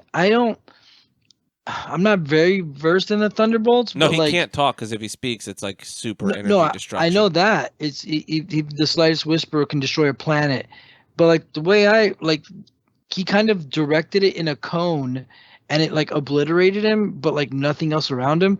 I'm pretty sure if that guy just whispers, it's literally like a nuclear explosion goes off. I don't know. Maybe I'm wrong, but I really like that whole scene. I love that just real quick. I love that they were like, we'll deal with her if she shows up. Don't worry about that. And then they just get fucking owned. Yeah. Go ahead. Sorry. Oh, that's good. Well, you had something to say. I think it's, I agree. It was like the best section of the movie for sure. But I would also point out that was like the least that Doctor Strange had anything to do with the movie. And it was like the ultimate, like the fighting, and that was great. getting Reed Richards was the ultimate hype. Like I was still like getting hyped about it after it already happened, after he was introduced. Like never expected that. I started thinking like, are they going to show us Reed Richards because we're getting an Illuminati? And she mentioned the Baxter Foundation when he gets there. You know, like when he wakes up in the cage, I was like, oh shit, Yeah, we're going to get a Reed. And then I thought, there's no way, but I thought, I'm like, if it's John Krasinski, I'm going to scream. Well, I did, and several others did too. Yeah, and a bunch of it people was awesome. were hyping in the theater too. Yeah, it was pretty neat. It was definitely a surprise. It came out of nowhere. No, definitely. I love that, like, what is it, Captain Carter? I guess technically, yeah. She like, I love that the shield cut her in half. That was dope. And you know what I liked? Didn't show it though. As a fun nod to like how good Captain America always is like she just has a shield and a jetpack, and like her regular, super strength, like, but Steve Rogers, like Captain America's serum doesn't give him like superhuman strength. He just has peak physical strength, at least in the comics. You know what I mean? And he has like super crazy endurance, but his strength is like like Olympic athlete level strength. He's not like superhuman. Yeah. So I like that even with, just baselines, lightly super strength and like all that, she still held up better than most during that fight. That was a nice nod to like Steve Rogers being or Captain America being one of the only people that was fighting Thanos, like fucking his ass up, I really like that. And I did love that she got cut in half. This had really cool ties into What If, like a lot more than you see. So that it was fun. It was like you could watch that and you would get these nods, and it was a nice thing for you. Or if you skipped it, you weren't missing, like you weren't lost. It was not. Yeah, I missed What If. I didn't watch those. Yeah, this just had cool nods to it, but and then we get to the full-blown horror segment, which is like the third act is like just a fun Sam Raimi horror movie. And I will grant you, this was definitely Raimi plays the hits. Like he literally did all of his movies at different parts. Like we got, he literally had what's his name punching himself. Yeah, that's Army of Darkness. Attacked yeah, I mean that's Evil Dead 2 and Army of Darkness actually. Yeah. And we got, a bit of Drag Me to Hell when the demons start coming out and pulling, all that shit. And we got some zombie stuff. We got Deadite. When I saw the corpse in the very beginning of like the one that, the Doctor Strange that had come through with America Chavez, I was like, that's a Deadite. That's coming back for sure. And I really enjoyed him going into his own puppet body, so I feel like he did a good job of justifying his Raimi-isms, though, in those kind of things, right? Like the talking zombie that's like goofy. Yeah, I mean, it's still Doctor Strange. He's still in there quipping around, like it's less weird than in like old Army of Darkness where it's like these demon, guys making jokes and being goofy. Like at least, I don't know. It felt out of place. The campy, cheesy stuff didn't fit for me, especially being how like this is like the first time we've gotten a Marvel movie that like just straight up like went with the dark and didn't mind doing like showing people blowing up with blood and like giving us all these horror elements. Like we were finally getting it, and they're like, well, I mean, granted, it wasn't their choice. It's just how Raimi is. But like for me, I was just like, of course they're gonna put the nothing. I mean, I understand it's his style. Like I get it. That's his thing. So for a lot of people that love that, like they probably you just love it. That's great. But for me, it just didn't fit the movie and the tone that the movie's going with, especially with Scarlet Witch being the way she was in this movie. It just didn't. Yeah. It didn't fit at all for me. I mean, I think it kind of I think it kind of did fit because the movie was pretty much that spooky. He is like Doctor Strange witchcraft man. I like Raimi-isms. I like Evil Dead, one of my favorites, and I like all that shit. I like the Raimi stuff. I do feel like it was a bit much. Like what I tend to always notice is the fans. Raimi loves to blow paper and leaves everywhere, and you see it so much. It's always like the camera's always kind of panned down a bit so that you can see the ground, and you see like swirling leaves and paper. And I'm always like, oh fuck! And it doesn't matter if you're inside a house. If you're inside a house, he always breaks a window so leaves come in the house so he can blow leaves around. And it's like when she first went dream walking and she went to the lady, like it was Kandarian demon camera when it was like flying through the universe and when it was in the house. And it's fine. I like it. I like the Raimi stuff. I do. I don't know what I don't know if I'm complaining about it. It sounds like I'm complaining about it, but I'm not. I do like it. You sound like me. Like you don't mind it if it was in a different movie. It didn't feel like it fit in this. But I'm happy it's in this because I'm happy that this movie it's got that, not stink, but it's got that that Raimi stink. It's got the mark. Funk. It's all over it, and I like it. Like it makes me look forward to like this. Watching this movie made me feel like October-y, Halloween-y. Like I'm like, oh, this is gonna be a fun October time movie. Like I almost wish there was maybe like somewhere Halloween-y in here somewhere because it feels super Halloween-y and super like Sam Raimi shit. Like when he had her with the blood on her face chasing him in the sewers, that was like good. straight up I Evil didn't mind Dead that. shit. Yeah. Like she looked like the No, I say yeah, and Elizabeth Olsen, I can't say enough, fucking killed it. Like she did awesome. God. She is super. She is a very good actress. Wasn't she in Silent House? Is that the name of that movie? It's supposed to be all one take. It's fake one take, but it's like it's shot like it's or edited like it's one take. I think it's called. I don't know. It is called Silent House. It was a remake of a Spanish film, I believe, called The Silent House. It was a Uruguayan film, which that truly was, I believe, all in one take. The original film, but when they did the American remake, which was in 2011, yeah, they couldn't pull it off. Yeah, they couldn't do it. But so she's done horror before, very obviously only that, and I think, I mean, you could maybe call like Old Boy a thriller with, she did the remake of that, which, yeah. But yeah, I mean, I don't know. I was here for it. I came for a Sam Raimi movie, and that's what I got. Like, I understand the idea that, like, well, any other movie, but when we get Taika Waititi doing Thor Ragnarok, it's Taika Waititi. When we get James Gunn doing, Guardians, it's James Gunn. They don't have those specific styles per se. They have James Gunn does some things that are definitely specific to him. Taika Waititi's more of a writing style and a humor style. Raimi just definitely has his style of filmmaking, which they just let him go loose. Which I personally I respect that they did that. Maybe it doesn't work for everybody, I get that, not everybody loves everything. That's fine. But I'm just happy. Like my sister-in-law actually really dislikes the comical Thor movie. Yeah, a lot of people She just not like Ragnarok because it became like this funny man movie. Yeah, it just became Guardians. Yeah. Yeah. My nephew texted me in the middle of Doctor Strange, was like, I fucking hate this movie. And I was like, yeah, man, that's what I'm hearing. And he's like, honestly, I don't mind the movie. I hate America Chavez. He's like, she's terrible. And I was like, yeah, she's not the greatest actress, but whatever.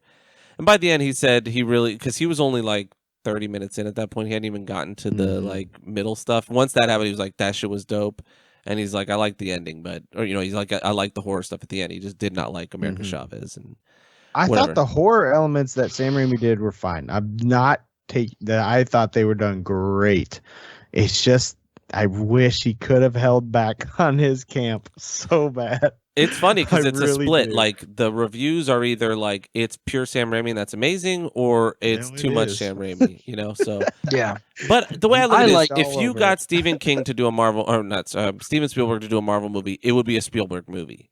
If you got Tarantino to do a Marvel movie, it would be a Tarantino movie. I get what you're saying, but like, I feel like it fits better with some things and some things it doesn't. For sure. I think, and also not everybody's as like in your face with their shit as Sam Raimi. I think Guillermo del Toro. Really I think Guillermo del Toro would be as in your face. It's just different. Like I think that like Peter Jackson, it would be as in your face. It's just a different style, and I get that. And it's not for everybody. I think it works probably better as a Doctor Strange movie. I think if because I want to say, let me see if this was if it wasn't Scarlet Witch and she wasn't the way she was the whole time, I think the campy stuff wouldn't have bothered me as much. But I just had such a like serious tone with her character that it just kept throwing me out of it. Yeah, I'm trying to see what happened here when Scott Derrickson dropped out. And I want to see if the script changed. Because it seems like, if they would have given Raimi a bit more control on the script side, story-wise, like story beat-wise, this might have had a little bit more coherence. Because, there are some disparate elements that don't really make perfect sense together and things like that. But I don't know. I think he fits with Doctor Strange the most. I was not excited for America Chavez in general, just because I was like, how are they going to make her make sense as a powered character? But they did an okay job. Like, it explains her powers in enough of a way that it's like she's this distinct being that exists in one reality at a time. She's a nexus. She's a nexus being. Yeah. So it's like, okay, that's fine. But which I thought was funny because Scarlet Witch actually is, I believe, in the comics, a Nexus being. There's only one Scarlet Witch in all the multiverse. And it was funny. I don't know if America Chavez normally is, but it was funny to me that they have Scarlet Witch in the movie, and then they have somebody else as a Nexus being. You know what I wondered? I didn't know that. I wondered if her kids had powers in the other universes, I was wondering that too. I was looking for signs of it, but if Vision was their dad, because where was he ever? Yeah, he wasn't even in this at all. Right. That's the one thing I thought was a big miss, was that we didn't pay off the White Vision, because he should have been who stopped her. You know what I mean? Cool. He should have shown up and said, "I remember." Like, I went and I had to rediscover.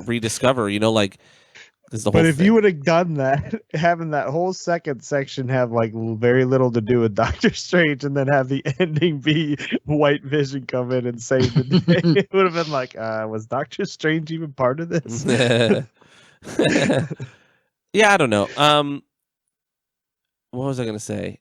I don't know. I mean, I don't have too much more to say. I really personally enjoyed it, but I can see where, it may be too stylized in that old school. I thought the set flavor. pieces were great, costumes were great, acting was very well done, and I think we need a Scarlet Witch movie.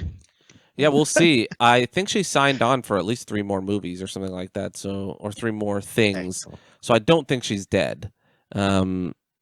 No. Oh no, she's definitely not dead. Yeah, they had her conceal herself in that tomb, but I think she's gonna have to. It's gonna be weird though, because it's gonna be the cycle continues. She's bad, she has to redeem herself. Then she's bad, then she has to redeem herself, and then she went full blown bad. I really liked that first scene though, when he shows up to talk to her, and then she slips, and he's like, "Wait a minute," and then she just lets the whole shit down, and then he's there like, oh fuck, I can't stop her. Like, he knows, he sees that, he's like, oh shit, like this isn't just like she's touched the Darkhold or whatever. No, this is like she's corrupted. I really liked her fingers being black too. I thought that was really cool. Visual. I liked all the stuff in the temple, like her popping out of the reflections in the water and stuff like that. Yes, very cool. Yeah, they did a lot of cool magic in this. I think I wish there was a little more magic. I will say, I agree with you in that it's not as much a Strange movie for a bit there. It's like, it's really more of a Scarlet Witch. But, that's, I don't know. It's weird. It's like, you kind of are like, I guess that's okay because she's awesome, but it is not called Scarlet Witch, Yeah. Yeah, it definitely does not beat the first Doctor Strange movie for me at all. But I'd have to watch it again. I love that movie. Yeah, I'd have to watch it again. Maybe I'll put it on this week. And I remember loving it. I don't feel I'll admit it. Oh, go ahead. I don't feel like I like I was really excited for Mads Mikkelsen, and that villain was a fart in the wind.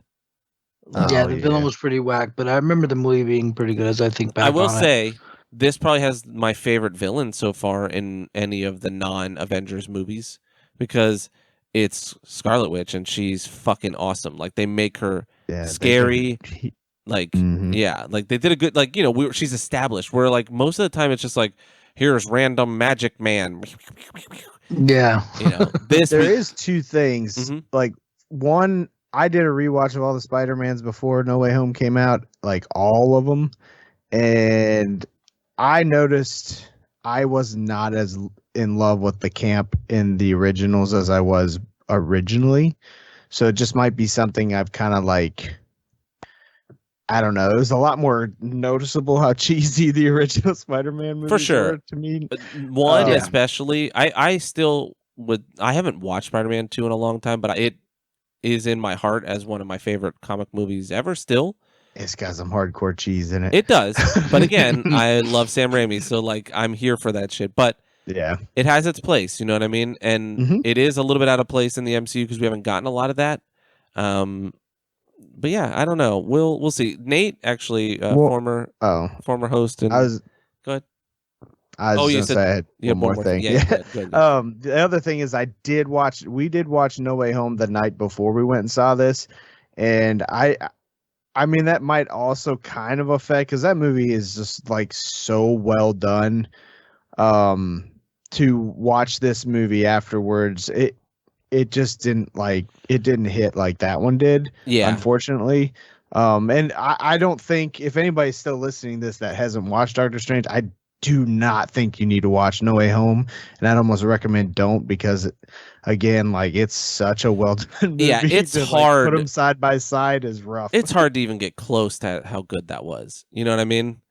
It's like I don't know. That might be, topping the MCU for me too. It's a top 5, man. Because it hits so emotional for me. Like that ending is so bittersweet and just it gets me hype for an unfettered Peter Parker Spider-Man movie. Like not we get it. Yeah, like where we don't get the like I can't because what if Mary Jane and blah. It's like that stuff's like played. I just want to see a movie where it's like I don't have a fucking fake life. I'm just Spider-Man. Like I have my pizza they're job. Setting up a low-level universe for sure. Yeah. The one negative I had that takes like probably a whole point off for me, is I feel like the sound was kind of wonky, and it might have been in my theater, but it felt really quiet sometimes, and not like when it's supposed to be. I don't know, like the voices or no, like background noise. Like they'd be in a city and it would just be dead silent, but these two people, and I'm like, it's weird. Like it felt jarring to me because there were people I thought were going to talk the whole time, and I was just waiting because I was about to motherfuck everybody. And so then it made me like nervous that it was going to happen. I don't know. So it might just be me, but I wanted to read Nate's, I don't know. I didn't notice that. Nate's email. He wrote us in about it. Former host, former co-host, former guest, Nate, good friend of the show. He said, movie shattering question. One question. How did Scarlet Witch know about America Chavez? Oh, it was in the book because whoever wrote The Darkhold in the 6th century knows about America Chavez. Okay. Well, he did like the okay fingers. And then he said, oh, it was in her dreams, the dreams that are only about her kids. America Chavez must have babysat her kids in a parallel universe. Yeah, I it's weird because part of me is just glad that they didn't do more exposition about it. Like we kind of hit the ground running on it, but it also doesn't make a lot of sense. Yeah, I mean, she could censor probably just from power wise. You know what I mean? Like the fact that she's, I don't know. Go ahead. I mean, I really think she's been, doing her sitting in that cabin with them books for a long time, searching.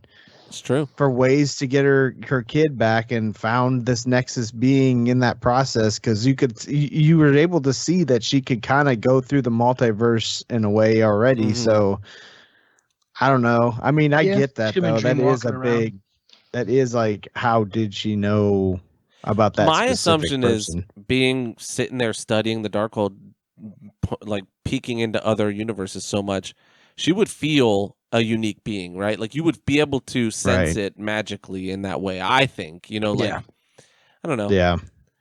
I'm not here to say I think Sam Raimi should do more MCU stuff or whatever, but I like that he got to do it and got to be fully like, And I think his original Fox or Sony Spider-Man films, they were definitely Raimi films. Like you said, you can sense that camp. No, for sure. I like that he's been given the reins. I think had they given him full control of Spider-Man 3, we might not have ever seen this. He might have exited Spider-Man on a good note, because he's always said that he didn't want to work on superhero movies anymore because of like the wrenching of control from his hands, like as a director. Yeah. Yeah. But yeah, so we've got, let's read some emails. I think, we all liked it well enough, like just some more than others. And I know that I liked it a lot. Yeah, some people didn't love it. Some people actively hated it. You know what I mean? There's a gamut. Yeah. It's at 75% I think on Rotten. Will learn to like it more over time. Like just ignoring, kind of just like rubbing it off my shoulder, the, campy parts. Like, okay, yeah, funny, haha. But like, first time, like this, man, like we haven't really, I don't know, this is like dipping our toes back in the MCU, like officially, I felt like, and I really expected a lot more when they said it was going to be Multiverse of Madness. I really thought we were going to So they keep doing that, though. That this isn't specific, I don't think, to Doctor Strange. I was surprised as a movie it didn't have bigger stakes in terms of the multiverse other than revealing it. Yeah. But like, think about Loki. Think about But it WandaVision. didn't reveal it originally. Like we got that in Spider-Man. I feel like they're like, we revealing it again. Sorry, I meant more like digging deeper into it a little bit more, like going into a couple more. But yeah, like think about WandaVision. Remember when we saw Evan Peters, Quicksilver? We're like, holy shit, this is it. We're getting we're getting a blending of universes. Nope. They keep doing that, and I'm like, they should have taken one of these. We should have gotten our X-Men reveal in one of these, because now it's saying there's a Charles Xavier in the MCU who's running some kind of gifted school for mutants that we've never heard of, and we've never seen a mutant. And now we're supposed to believe that during Infinity War, 0 X-Men showed up. You know what I mean? Right. Had it been like universes colliding, and then some of them, like we had these incursions, and now we have to rehome some of these characters, like that might make more sense. I'm glad you brought up the universe colliding thing, because they brought that up in this movie where the evil Doctor Strange was, right? It was two universes had collided. I thought when that got brought up earlier in the movie that that's what we were going to get at the end of this. Like we were going to be left hanging with our universe and another one colliding, introducing mutants. Yep. And also setting up the new Thor movie. Where we get Jane Foster. I don't know, man. Yeah, because I don't know how we're going to get Jane Foster. More. I don't know how we're going to get Jane Foster Thor. Like, I don't understand it. And I think you're right. It would have been dope if that's what happened. Is maybe that's the cameo at the end that we saw, right? Is like Thor's hammer fly through, and instead of Chris Hemsworth, it's Jane Foster, right? And then you're like, oh shit, we're getting so cool. Right. Like, I'm with you, and that's what I thought too. I was like, this is the one they're finally going to do it, right? We're going to finally see an X-Men character, because we've seen Fantastic Four now. We've seen Xavier, and maybe we could have had, if they really wanted to blow everyone's minds apart, is they finally cast a Wolverine, our modern Wolverine, and he shows up during that scene as like a bodyguard, right? Oh my god! And then Wanda's trying to kill him, and he just don't die. He just keeps like coming back, like, nah, bro. He doesn't beat her. That would have been too much. It'd been cool to have like Nightcrawler come in and like save everybody last second. And when like Scarlet Witch is kicking everybody's ass, he's like, all right, I gotta get these guys out of here, and it just starts poofing them out. I'm shocked we did not get a Deadpool cameo, actually. Which I know. Which it was like, I mean, if you're gonna do it, Sam Raimi's the guy. He's already breaking the fourth wall multiple times, and it's dimension hopping. Yeah, that was wasted that they didn't do that. That would have been dope, actually. Instead of Wolverine, we see Deadpool, and he flips in and tries to kill her, and immediately gets like cut into 40 pieces, and he's just talking shit. Like, damn, bro. Right. Yeah, that could have been good. But yeah. All right, let's read our stuff, and let's get out of here. We're about 3 hours in. Look at us. Fuck yeah, dudes. And another one. All right, so Brian Marshall wrote in and said, I have to give Doctor Strange 2 a 6 out of 10 solely because of the fact that the movie as a whole doesn't hold much weight. The main fight scene was Right. cool, but overall it doesn't matter because said characters are from different universes. I also don't really like how Marvel keeps making Scarlet Witch extremely OP. If you really like Sam Raimi, this is probably the most Sam Raimi film, for better or for worse. It did have some cool horror elements to it that I liked, but overall, I just wanted higher stakes, and instead, I didn't feel as if anything mattered because mostly everything were in other universes. Pretty much my take on the movie, which is like, he may as well have read your brain, My James. take on the movie as well. Yeah, he may as well have sat in. He's your alternate you. Just That's very hilarious. buff. I don't necessarily agree with the Scarlet Witch part, just because I love that she's kind of OP. And she is OP. That's the whole thing. She's Yeah, been holding that's her whole back thing, yeah. forever. Didn't she kill all mutants at Yeah. one point? Well, she said I no think more House mutants. of M or some shit. She like created an entire like alternate reality. Mm-hmm. Yeah. If anything, they've been downplaying her power level. He did follow up and say, that all being said, maybe my mind wasn't in the right spot, having watched the masterpiece that is the Batman. Either way, I'm looking forward to God damn, what y'all thought about What it. was the name again? Brian Marshall, our buff Viking Okay. friend. He's like your spirit animal. My nephew 100%. also did say when he was hating on it, he's like, I may have fucked up because I just watched. He's like, I think Batman actually broke me from MCU because it was so good, and I think it's that same idea. If you like that like noir, gritty, dark, like heavy vibe movie, you're never gonna get that in MCU. This is probably the closest, but this is more black comedy where it's like some dark horror, but a lot of comedy peppered in. Batman didn't have comedy. There was no comedy. There was just something in the way. Yeah. Way too much Nirvana, which I say as a fan of Nirvana. Dre Williams writes in and says, Chaka Chaka. Moon Knight was good, but it drug on. The pacing felt super off, which is also our review as well, Dre. Welcome. You're a nerd now. You've joined us. Our followers and listeners are like in sync with us. I love it. Yep. They have become us. I am become death, destroyer of worlds. Nerds. Man, real quick, how crazy is it that you create the nuclear bomb and then you say the dopest shit ever when you watch it explode, right? I am become death, the destroyer of worlds. Like, bro, how fucking crazy is that shit? Yeah. That's how you know that guy knew he fucked up, right? Like, he saw that shit and said, "Oh fuck, I'm literally gonna be what destroys the human race." No, he's quoting the Bhagavad Gita. No, I know, but it's just like, just think. Imagine what you have to be feeling to say that about yourself, like to truly feel and mean that. That's crazy. Anyways. Brian Marshall also wrote in and said, my question is, besides Doctor Strange, are there any other movies you guys are looking forward to this month? And what games y'all are looking forward to play this month? I really look forward to playing Trek to Yomi and The Evil Dead if I can find people to play with. Also, we are long overdue for a crazy work story from Jesse. I know he has to have one, so we got that as well. Yeah, you got this. And I did mention I'm looking forward to The Black Phone. Is that this month? I believe it's the end of this month. I'm excited because Ethan Hawke has been killing it lately. And I love Joe Hill, who wrote the story for The Black Phone, which comes out. Oh, I'm sorry. It's June 24th, so it's next month.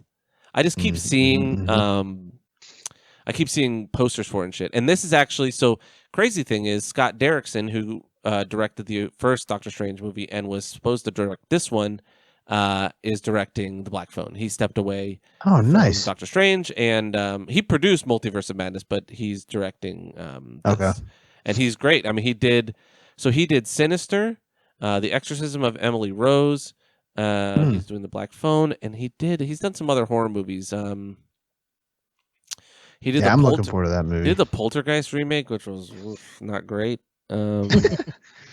Yeah, he's done Sinister, basically, which was, I think, also Ethan Hawke. I think so. Yeah, it was.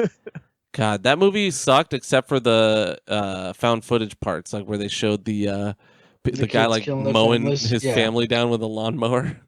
But yeah, I'm excited for it. Joe Hill's a great writer, and Derrickson's a good director. Ethan Hawke's a great actor, so I think we're in for a good ride on that one. Jesse, what are you looking forward to? I don't know of any movies coming out. Games, I'm debating playing Evil Dead. It's just that I just know that I don't like when I have to rely on other people to play my games. Mhm. So I don't really want to have to like wait in queues, make sure, whatever. And also, I'm just not that good sometimes. And I know that there's a lot of people who specifically only play online games. So like I just move and live at a different speed. So when I play games that are like online and they're like online battle PvP games, that's just not my world. I just can't. Like that one time I played Apex, I literally was down in like 3 seconds. No, it was like and go 3, 2 down. Like I Yeah. just don't live in that world. It's not my world. So I'm debating. You never know. I might just wake up that morning and just before I can think of it, just put my password in and buy it on my PlayStation. I might just do it and be like, well, now you're stuck with it. Um, Movies, I don't really watch movies, so Oh, I don't know anything coming out. can I say one more? Sorry, that I'm just Hmm? excited about for the month is Nope. That's my next big one. Oh yeah, that's That's cool. this month? Yep. I thought that was Oh like yeah, July. I'll watch That that. might be That's June fine. as well. Hold on. I swear I I just think it's saw it. July. Uh Like the end of oh, July. it's July 22nd. Fuck me. I'm like wrong every Okay. time. I'm reading a list of movies that are coming out. So Top Gun Maverick is coming out. Yes. So that's my movie. Top Gun 2. I'm all about that shit. I think I can't wait. it looks real bad. But I'm It's I think it hopeful I'm looks a wrong. jet cheesy. movie. 80s I corny how Tom Cruise, baby. Let's dare go. you. How dare you? I don't have any special place in my heart for Top Gun. I don't even remember what that fucking movie's about. I was a guy flying an airplane and gay dudes trying not to fuck each other. Right. Firestarter. And that's what it's all about, baby. Firestarter's coming out, the new Zac Efron movie that's a remake of the classic Stephen King story, which I'm sure is going to be trash. It's Chip and probably gonna be Dale bad. Rescue Rangers is coming out.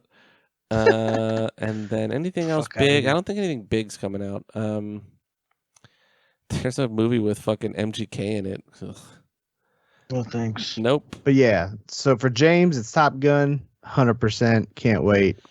What do we And got then I'm looking games-wise? forward to the new Apex season that is going to include the new character and the samurai game I just downloaded.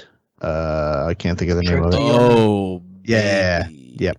We're getting Assault and Sacrifice, the new Salt and Oh, Sanctuary that's sequel true. that comes out. Yeah, I don't know when. It it's says fairly it's soon. It's soon. in like a week.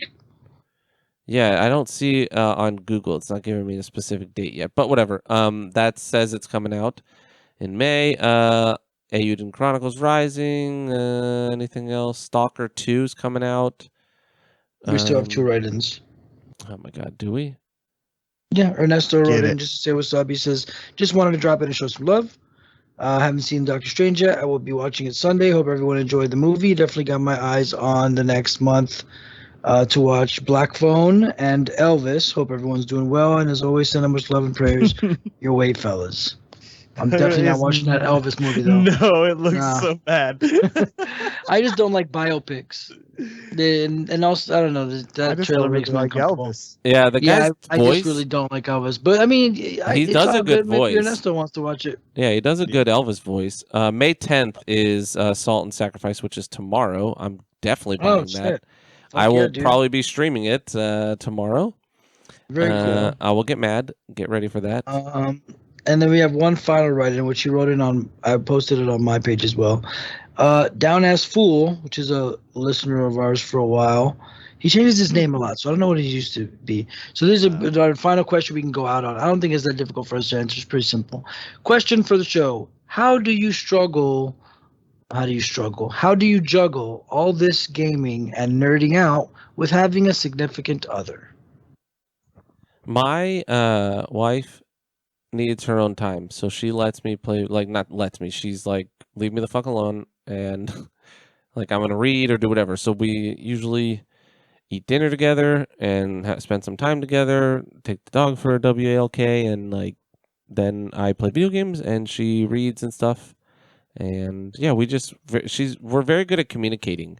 So if she needs more from me, she tells me, "Hey, I need time. Like, can we watch a movie together or like have a date or whatever?" And then we take that time.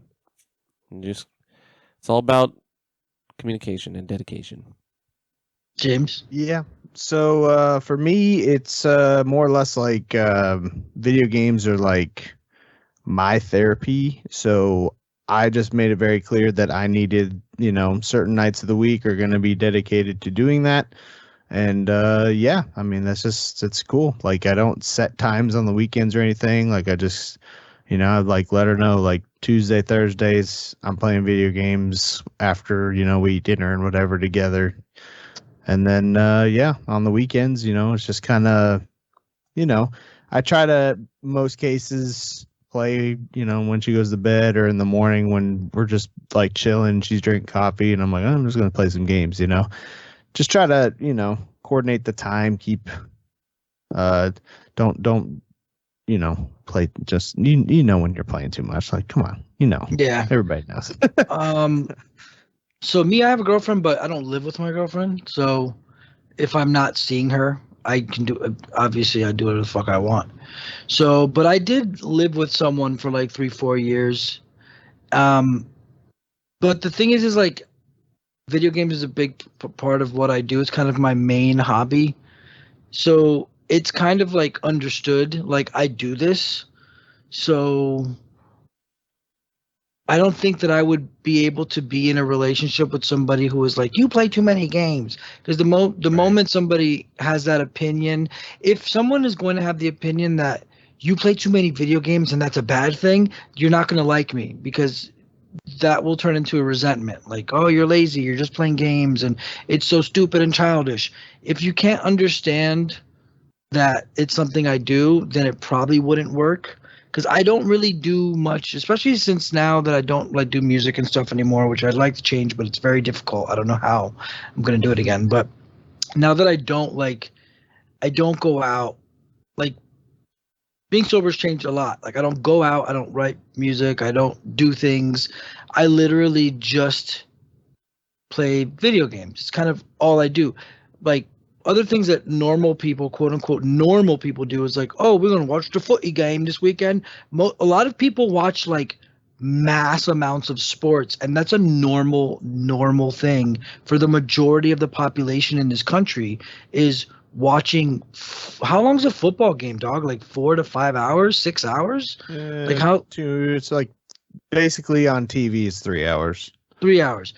A lot of people and people don't tend to like think of that as something like, oh yeah, he's just watching the game. Like, take the time that most normal people watch like basketball or football, and like that's what I do. I play video games that much. I probably used to do a lot more, but I don't know, a couple hours, maybe 2-3 hours a day if I'm lucky. But yeah, it's kind of just like something that I do. So like, I don't think I would be able to get into a serious relationship with someone if they didn't already understand that I play video games. And if they ever acted as if me playing a lot of video games was a bad or weird thing, then it probably wouldn't go far anyways. So I just tell them like, this is what I do. And my ex used to be a gamer, and she would play tons of video games and then get mad if I played video games. So I would never, if I dated someone and they were like, I would never, or if I was on a date with a girl, she's like, I can't believe you play video games. Whatever. I'd be like, cool. Anyways, I'm gonna grab the check. Yeah, I'm gonna grab the check. We're gonna split this bitch, but it was cool. I'll call you an Uber.